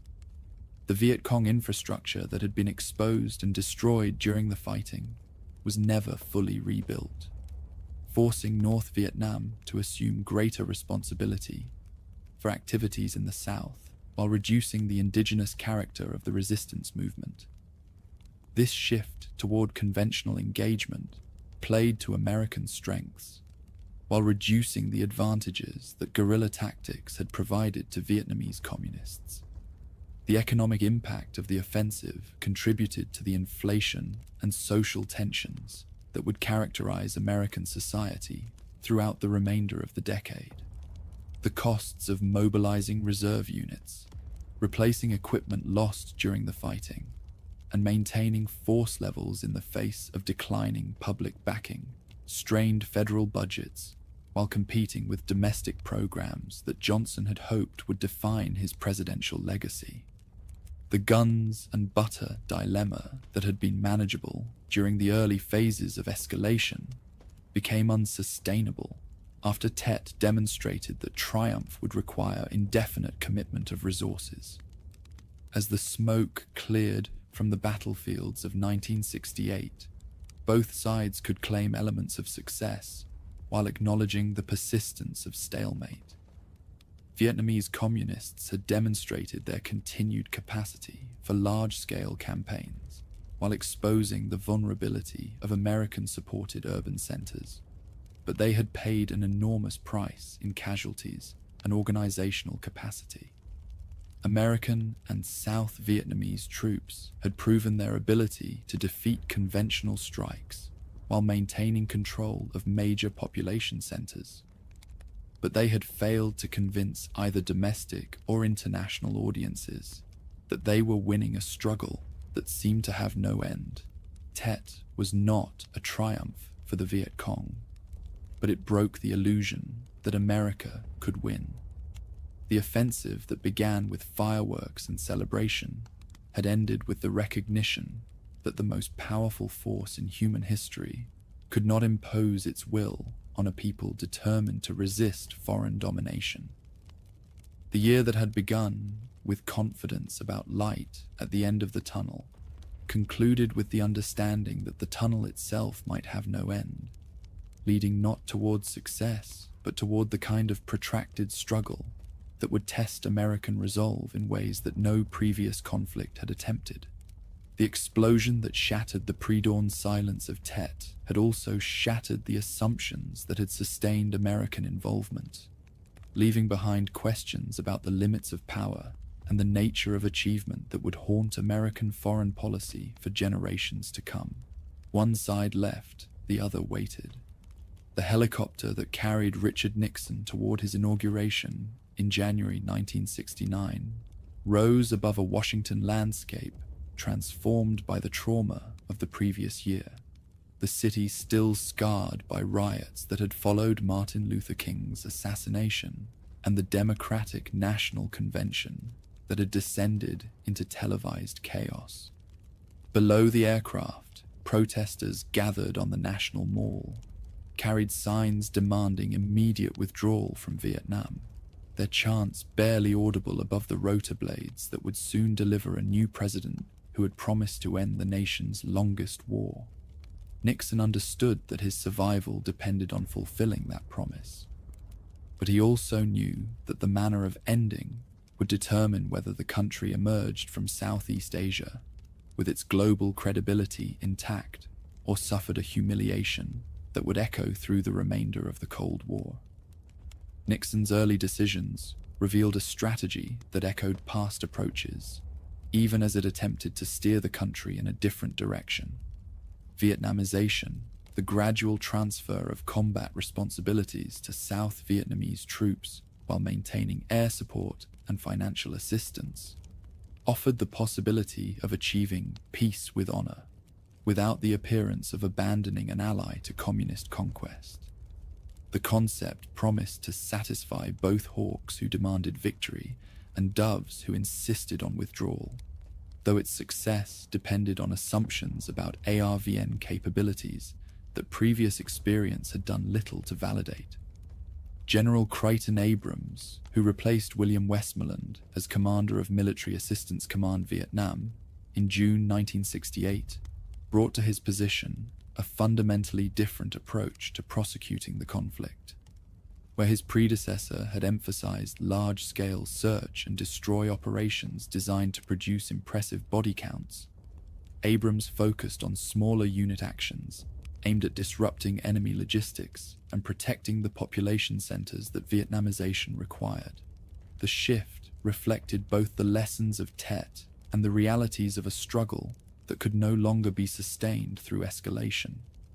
The expansion of the conflict into Cambodia represented Nixon's attempt to buy time for Vietnamization by eliminating the sanctuaries from which northern troops had launched their most devastating attacks on South Vietnam. The secret bombing campaign that began in March 1969 targeted base areas 353 and 609, the elaborate supply and command complexes that had enabled communist units to maintain pressure on Saigon despite years of interdiction efforts. Operation Menu, as the bombing was designated, represented the most intensive aerial campaign in history, with B-52 Stratofortresses dropping over 2.7 million tons of ordnance on targets throughout eastern Cambodia over the next 4 years.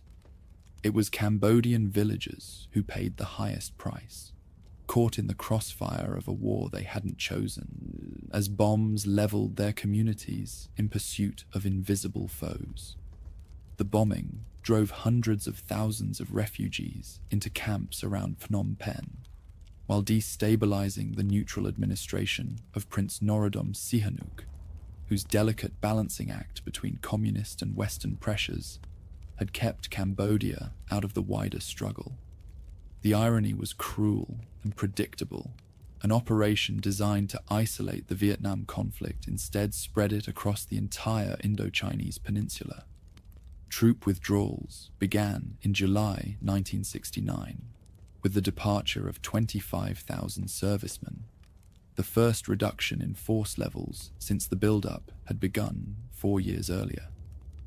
The personnel who left Vietnam carried with them the relief of survival and the bitter knowledge that their sacrifices had achieved no decisive results, while those who remained faced the psychological burden of fighting a struggle that their own leadership had acknowledged could not be won through force. The gradual drawdown created perverse incentives where units competed to avoid being assigned to dangerous operations, while commanders struggled to maintain morale in armies that knew they were being systematically abandoned. The My Lai massacre, revealed to the public by journalist Seymour Hersh in November 1969, provided the most shocking evidence of how the frustrations and moral ambiguities of guerrilla warfare had corrupted conduct. The systematic killing of between 347 and 504 unarmed civilians in the hamlet of My Lai on March 16, 1968, represented not an aberration, but the logical culmination of policies that had defined success through body counts while failing to distinguish between combatants and non-combatants. Lieutenant William Calley, the only officer ultimately convicted for the massacre, became a scapegoat for systemic failures that extended far beyond individual responsibility. Hersh's reporting was reinforced by haunting images. Old men and women collapsed in ditches, children strewn like shattered dolls, confirming the worst suspicions about America's actions in the war. The gap between official rhetoric about protecting democracy and the reality of soldiers murdering civilians could not be bridged by explanations about the fog of combat or the pressures of counterinsurgency campaigns. My Lai became a symbol of moral corruption that no amount of contextual analysis could rehabilitate. The anti-war movement that had struggled for legitimacy throughout the 1960s found itself vindicated by revelations that transformed popular perceptions of conduct in Vietnam. The moratorium demonstrations of October 15, 1969, brought over 2 million people into the streets in the largest coordinated protest in the nation's history, while the March on Washington the following month demonstrated that opposition to the conflict had moved far beyond radical student groups to encompass mainstream middle-class citizens who had previously backed administration policy.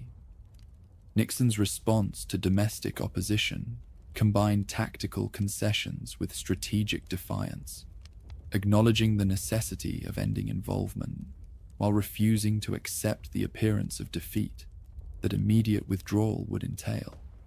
His appeal to the silent majority who supposedly backed continued prosecution of the struggle represented an attempt to mobilize conservative opinion against the vocal minority that dominated media coverage of anti-war activities. The speech delivered on November 3, 1969, succeeded in temporarily stabilizing public backing for administration policy while buying time for Vietnamization to demonstrate its effectiveness. Whatever domestic consensus Nixon had forged around controlled withdrawal was undone when US forces moved into Cambodia in May 1970. The decision to send troops across the border in pursuit of the Central Office for South Vietnam, COSVN, the elusive communist headquarters that intelligence claimed to control all enemy activities in the South, represented both the culmination of frustration and a fundamental misunderstanding of how communist organization actually functioned. The protests that erupted across college campuses in response to the Cambodian invasion demonstrated the volatility of public opinion and the limits of presidential authority in a democratic society engaged in an unpopular struggle. The killing of 4 students at Kent State University by Ohio National Guardsmen on May 4, 1970, provided the anti-war movement with martyrs whose deaths could not be explained away as the unfortunate consequences of necessary action. The images of Jeffrey Miller lying in a pool of blood while a young woman knelt beside his body became as iconic as any photograph from the Vietnam battlefield itself. Starting in June 1971, the New York Times published the Pentagon Papers, uncovering a trail of deliberate misdirection that had defined policymaking during the 1960s escalation. The secret study, commissioned by Defense Secretary Robert McNamara, provided documentary evidence that officials had privately acknowledged the futility of their approach, while publicly expressing confidence about progress and eventual victory. The gap between internal assessments and public statements proved even wider than critics had suspected, confirming that the credibility gap was not a misunderstanding, but a deliberate strategy of misinformation. Daniel Ellsberg's decision to leak the Pentagon Papers represented both personal moral crisis and institutional failure. The choice of a defense analyst who had concluded that only public exposure of classified information could halt policies that he had helped to create. The legal battle that followed pitted claims about national security against press freedom and the public's right to know, establishing precedents that would influence journalism and democracy for decades to come. Nixon's overreaction to the leak, including the creation of the Plumbers Unit that would ultimately destroy his presidency, demonstrated how the Vietnam conflict corrupted not just policy, but the fundamental relationships between branches of authority. The transformation of South Vietnamese armies under Vietnamization proceeded unevenly, with some units demonstrating impressive capabilities, while others collapsed under pressure from experienced northern adversaries. The Army of the Republic of Vietnam, ARVN, expanded from 514,000 personnel in 1968 to over 1.1 million by 1972, becoming one of the largest armed organizations in the world, while remaining dependent on air support, logistics, and intelligence for effective operations. The contradiction between quantitative expansion and qualitative limitations would prove decisive when communist troops tested South Vietnamese resolve in conventional battles that helicopters and advisors could not win. North Vietnam's Easter Offensive, launched on March 30th, 1972, marked a shift in strategy, an effort to win through conventional warfare what years of guerrilla fighting hadn't delivered. The 3-pronged assault across the DMZ, through the Central Highlands and from Cambodia towards Saigon, employed over 120,000 northern soldiers, backed by tanks, artillery, and surface-to-air missiles, that demonstrated the transformation of Ho Chi Minh's guerrilla army into a modern organization capable of engaging Western-equipped enemies in set-piece battles. Despite years of support and preparation, Southern troops still showed serious weaknesses, as the communist offensive quickly captured Quang Tri and advanced on An Loc and Kon Tum. ARVN formations that had performed adequately in small-scale activities collapsed when faced with coordinated attacks by experienced northern divisions, while their commanders proved incapable of the flexible thinking that modern warfare demanded. Only massive bombing, including the resumption of strikes on North Vietnam that had been suspended since 1968, prevented the complete collapse of South Vietnamese resistance. Operation Linebacker 2, the Christmas bombings of December 1972, represented Nixon's final attempt to compel Northern compliance with terms for ending the struggle. The 12-day campaign sent waves of B-52 Stratofortresses over Hanoi and Haiphong, in round-the-clock attacks that brought the full weight of strategic air power to bear on targets that had been off-limits throughout most of the conflict. The bombing achieved its immediate objective of bringing northern negotiators back to the Paris peace talks, but at the cost of international condemnation and domestic criticism that further eroded backing for administration policy. Signed on January 27, 1973, the Paris Peace Accords allowed Nixon to claim peace with honor. Even as they handed North Vietnam nearly all it had been asking for since talks began 5 years earlier. The agreement called for the complete withdrawal of US personnel within 60 days, while allowing northern armies to remain in position throughout South Vietnam, creating conditions that made eventual communist victory almost inevitable.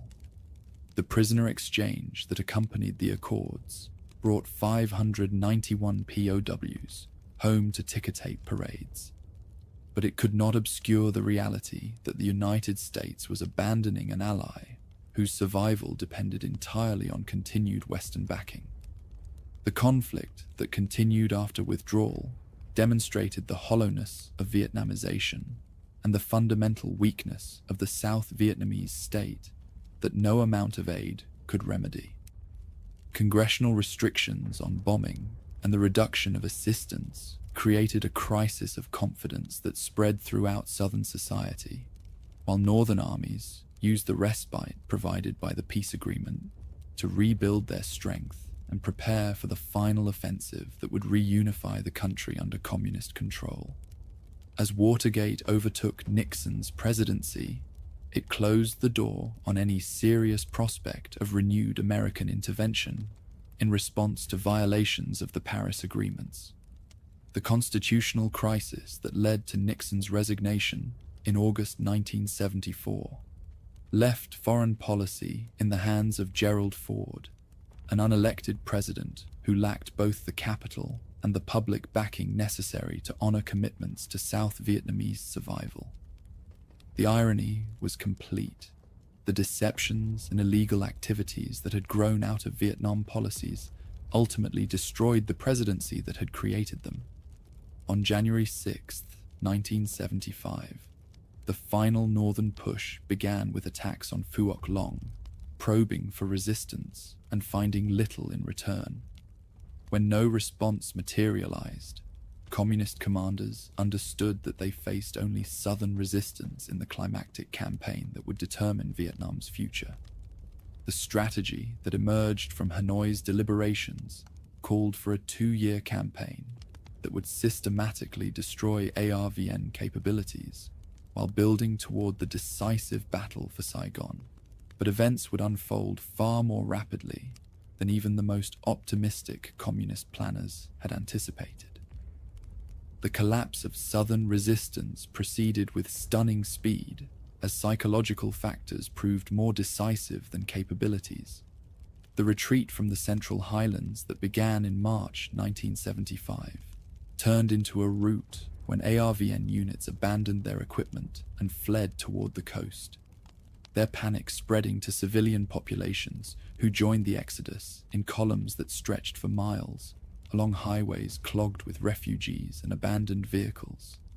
The ancient imperial capital of Hue fell without a fight as its defenders disappeared into the crowds of civilians streaming toward Da Nang and other coastal cities. President Nguyen Van Thieu's decision to abandon the northern provinces in order to concentrate around Saigon reflected both necessity and desperation. But it also became a self-fulfilling prophecy that destroyed morale throughout southern society. The strategy of trading space for time required a level of popular confidence and discipline that 20 years of warfare had failed to create, while the abandonment of major cities sent signals about reliability that no amount of official reassurance could counteract. In its closing days, the Republic of Vietnam resembled a Greek tragedy. The ending was inevitable, but the anguish was no less real for those who had risked everything on the belief that the South would hold. The helicopter evacuations from Saigon that began on April 29th, 1975, provided television audiences around the world with images of power in retreat, desperate locals clinging to helicopter skids, Marine guards pushing people from embassy walls, aircraft being shoved off carrier decks to make room for more refugees fleeing the communist advance. The photograph of the last helicopter departing from the embassy roof on April 30th, 1975, captured both the end of involvement and the abandonment of those who had trusted commitments. The tank that crashed through the gates of the presidential palace later that morning, carrying the flag of the Provisional Revolutionary Government, symbolized not just victory, but the triumph of will over technology, patience over power, and revolutionary determination over imperial ambition.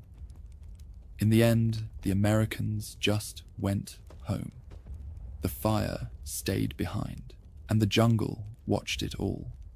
In the end, the most powerful force in human history had been defeated not by superior weapons or brilliant strategy, but by the simple refusal of the people to accept permanent foreign domination of their homeland.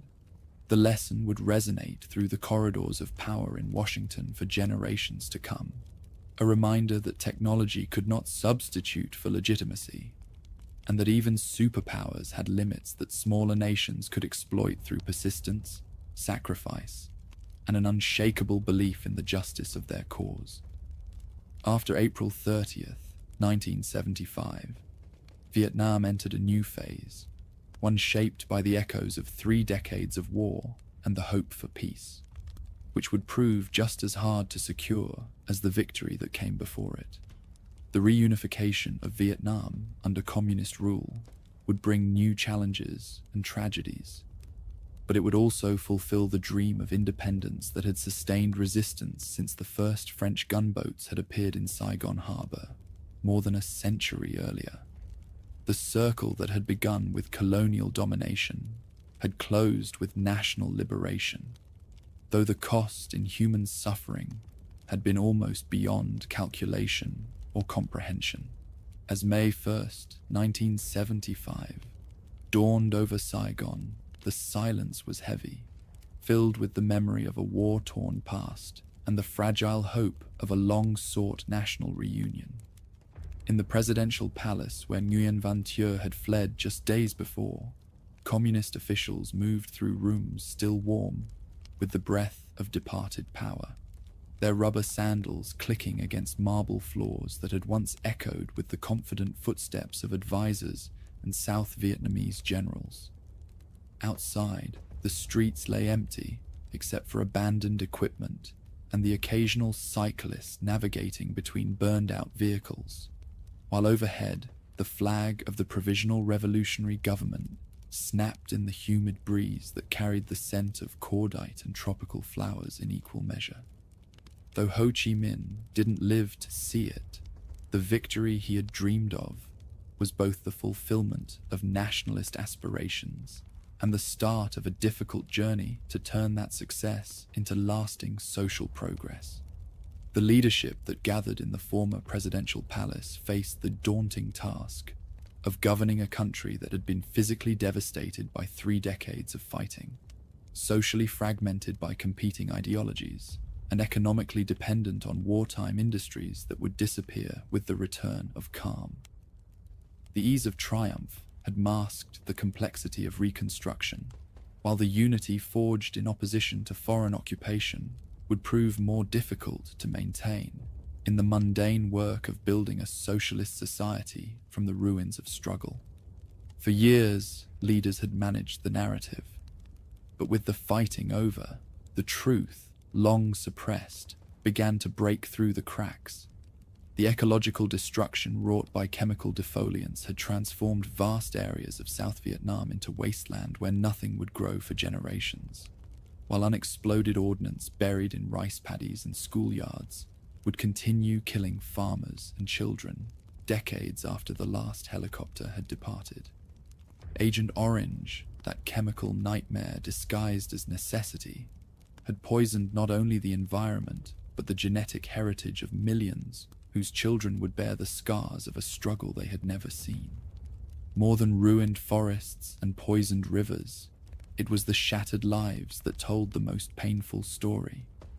Conservative estimates placed casualties at over 3 million dead and countless more wounded, while the psychological trauma extended to virtually every family in the country.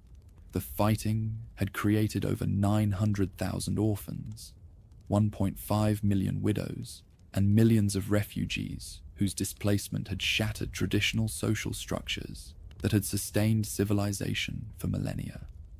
The cities swollen by wartime migration faced the impossible challenge of reintegrating populations that had lost their connection to the land, while rural areas struggled to absorb the return of residents who had been transformed by urban experience. Though communist forces had won through discipline and a fierce drive for independence, their triumph soon ran up against the hard realities of rebuilding an economy. The socialist model that had inspired resistance to foreign domination proved inadequate to the challenge of feeding a population that had grown dependent on food imports, while the centrally planned economy that worked effectively for purposes struggled to meet the complex needs of a society attempting to transition from warfare to peaceful advancement. Land reform, the centerpiece of communist social policy, proceeded with the same systematic thoroughness that had characterized operations, but with results that often contradicted revolutionary intentions. The redistribution of agricultural holdings that had belonged to landlords and collaborators with the former regime provided landless peasants with the economic security that had been denied them under colonial and capitalist exploitation. Yet the collectivization campaigns that followed revealed the tension between ideological purity and agricultural productivity, as farmers who had fought for individual ownership found themselves absorbed into cooperative structures that subordinated personal initiative to collective goals. The re-education camps that housed former South Vietnamese officials, officers, and anyone else deemed unreliable became symbols of the revolution's determination to eliminate all traces of the old order. These facilities, euphemistically described as schools for enlightenment, confined an estimated 300,000 people in conditions that ranged from uncomfortable to brutal, depending on the perceived threat that inmates posed to the new regime. The irony was bitter. A revolution that had promised liberation from foreign oppression created its own system of imprisonment for those whose only crime had been choosing the wrong side in a civil struggle that had torn the country apart for a generation. Within months of the communist victory, the exodus of the boat people became a stark sign that the revolution had fallen short of the national unity Ho Chi Minh once imagined. The exodus that started as a trickle of wealthy Chinese merchants and former officials soon became a flood of refugees representing every segment of southern society. These desperate souls, fleeing in overcrowded fishing boats and improvised rafts, faced storms, pirates, and mechanical failure in journeys that killed an estimated 200,000 to 400,000 people, while traumatizing survivors who reached refugee camps in Thailand, Malaysia, and Hong Kong. Responses to the refugees laid bare a dual reality: genuine concern for human lives and the careful maneuvering of Cold War politics. Western nations that had opposed communist victory found themselves morally obligated to accept refugees fleeing the consequences of that victory, while Southeast Asian countries struggled to accommodate populations that strained their resources and threatened their ethnic balance. The resettlement programs that eventually absorbed over 1 million refugees transformed nationalism from a geographically contained phenomenon into a worldwide diaspora that would influence politics for decades to come. The economic isolation that accompanied communist victory compounded the challenges facing Reconstruction.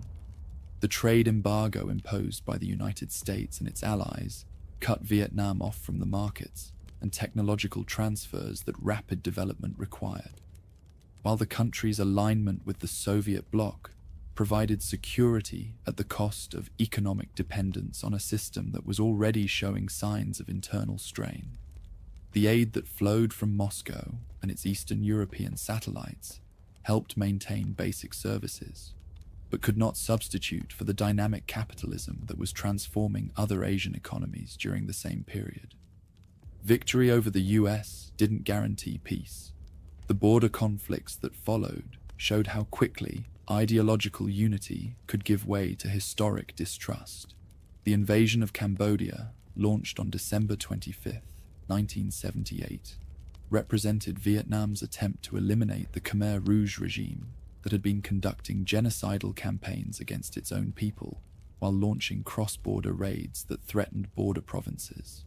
The decision to intervene in Cambodia reflected both humanitarian concerns and strategic necessities, but it also committed Vietnam to a decade-long occupation that would drain resources needed for domestic reconstruction.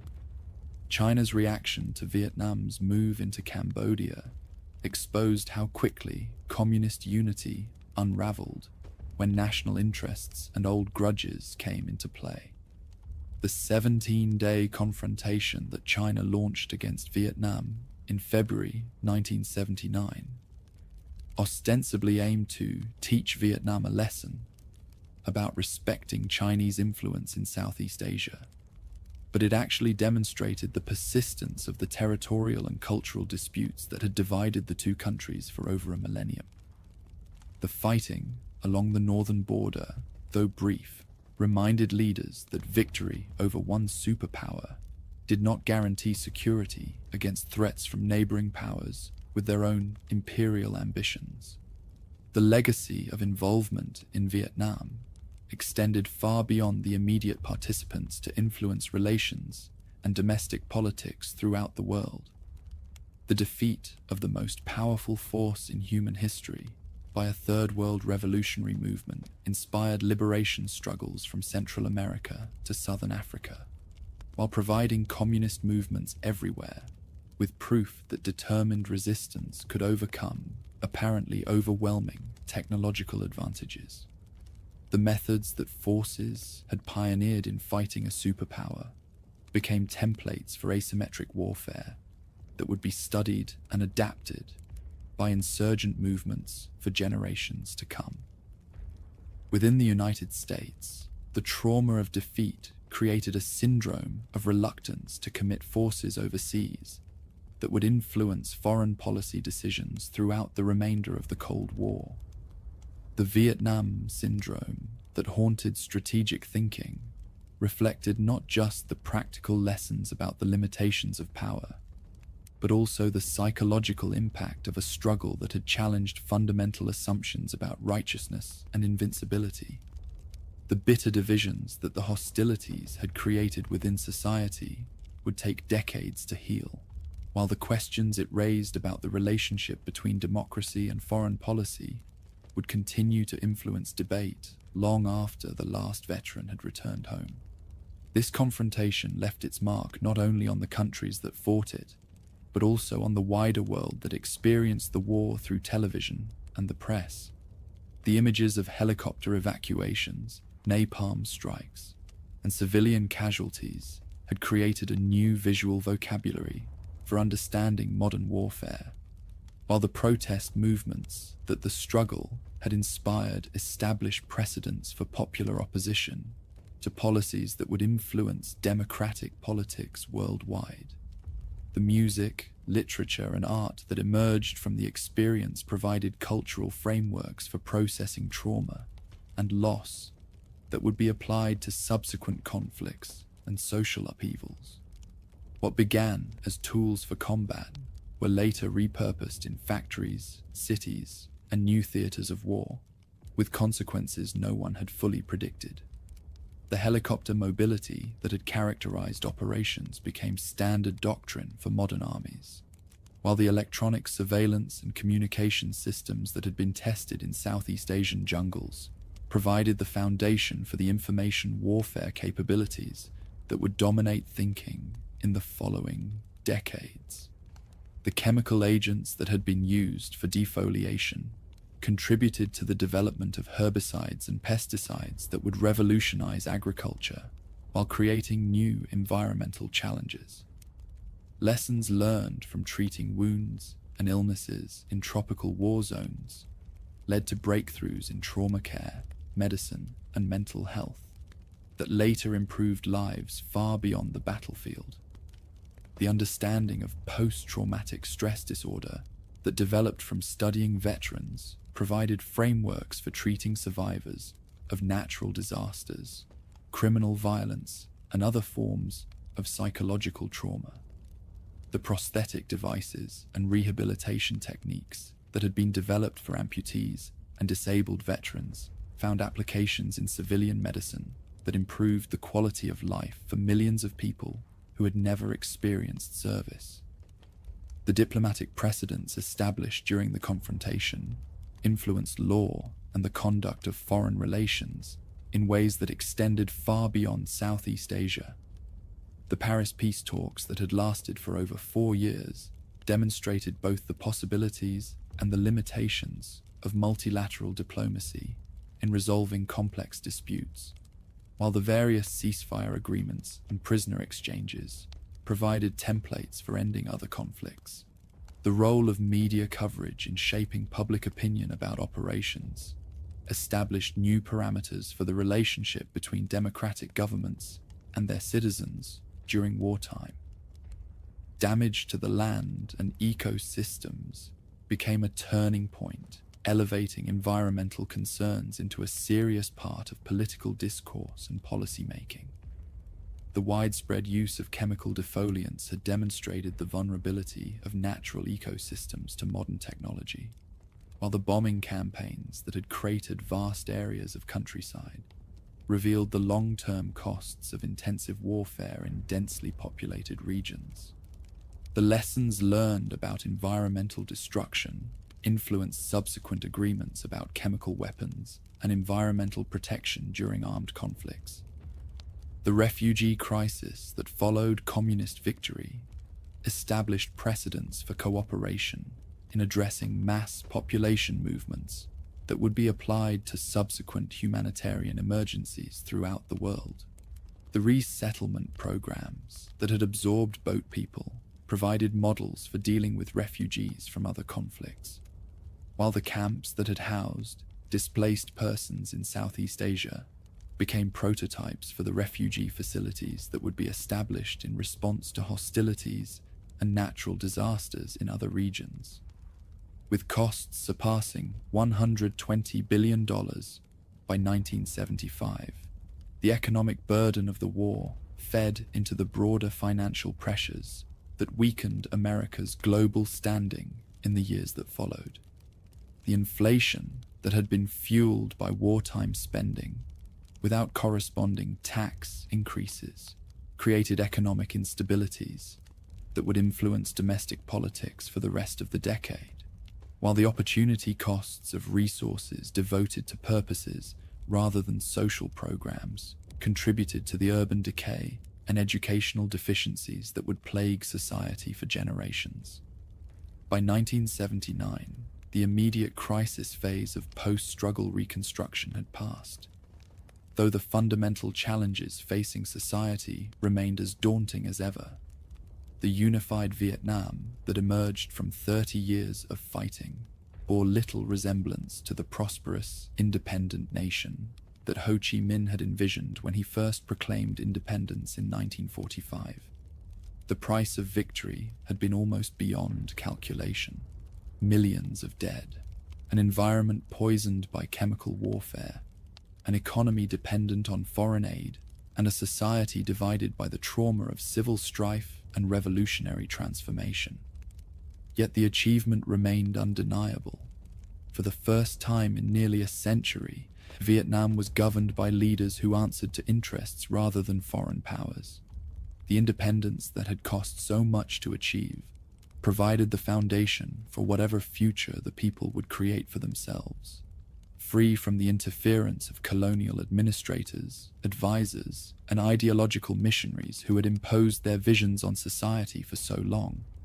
The silence that had settled over Saigon in May 1975 would gradually give way to the sounds of reconstruction. Hammers rebuilding homes destroyed by fighting, school children reciting lessons in unified curricula, and farmers returning to fields that had been battlegrounds. The calm that had seemed so elusive during 3 decades of struggle would prove as difficult to achieve as the victory that had preceded it.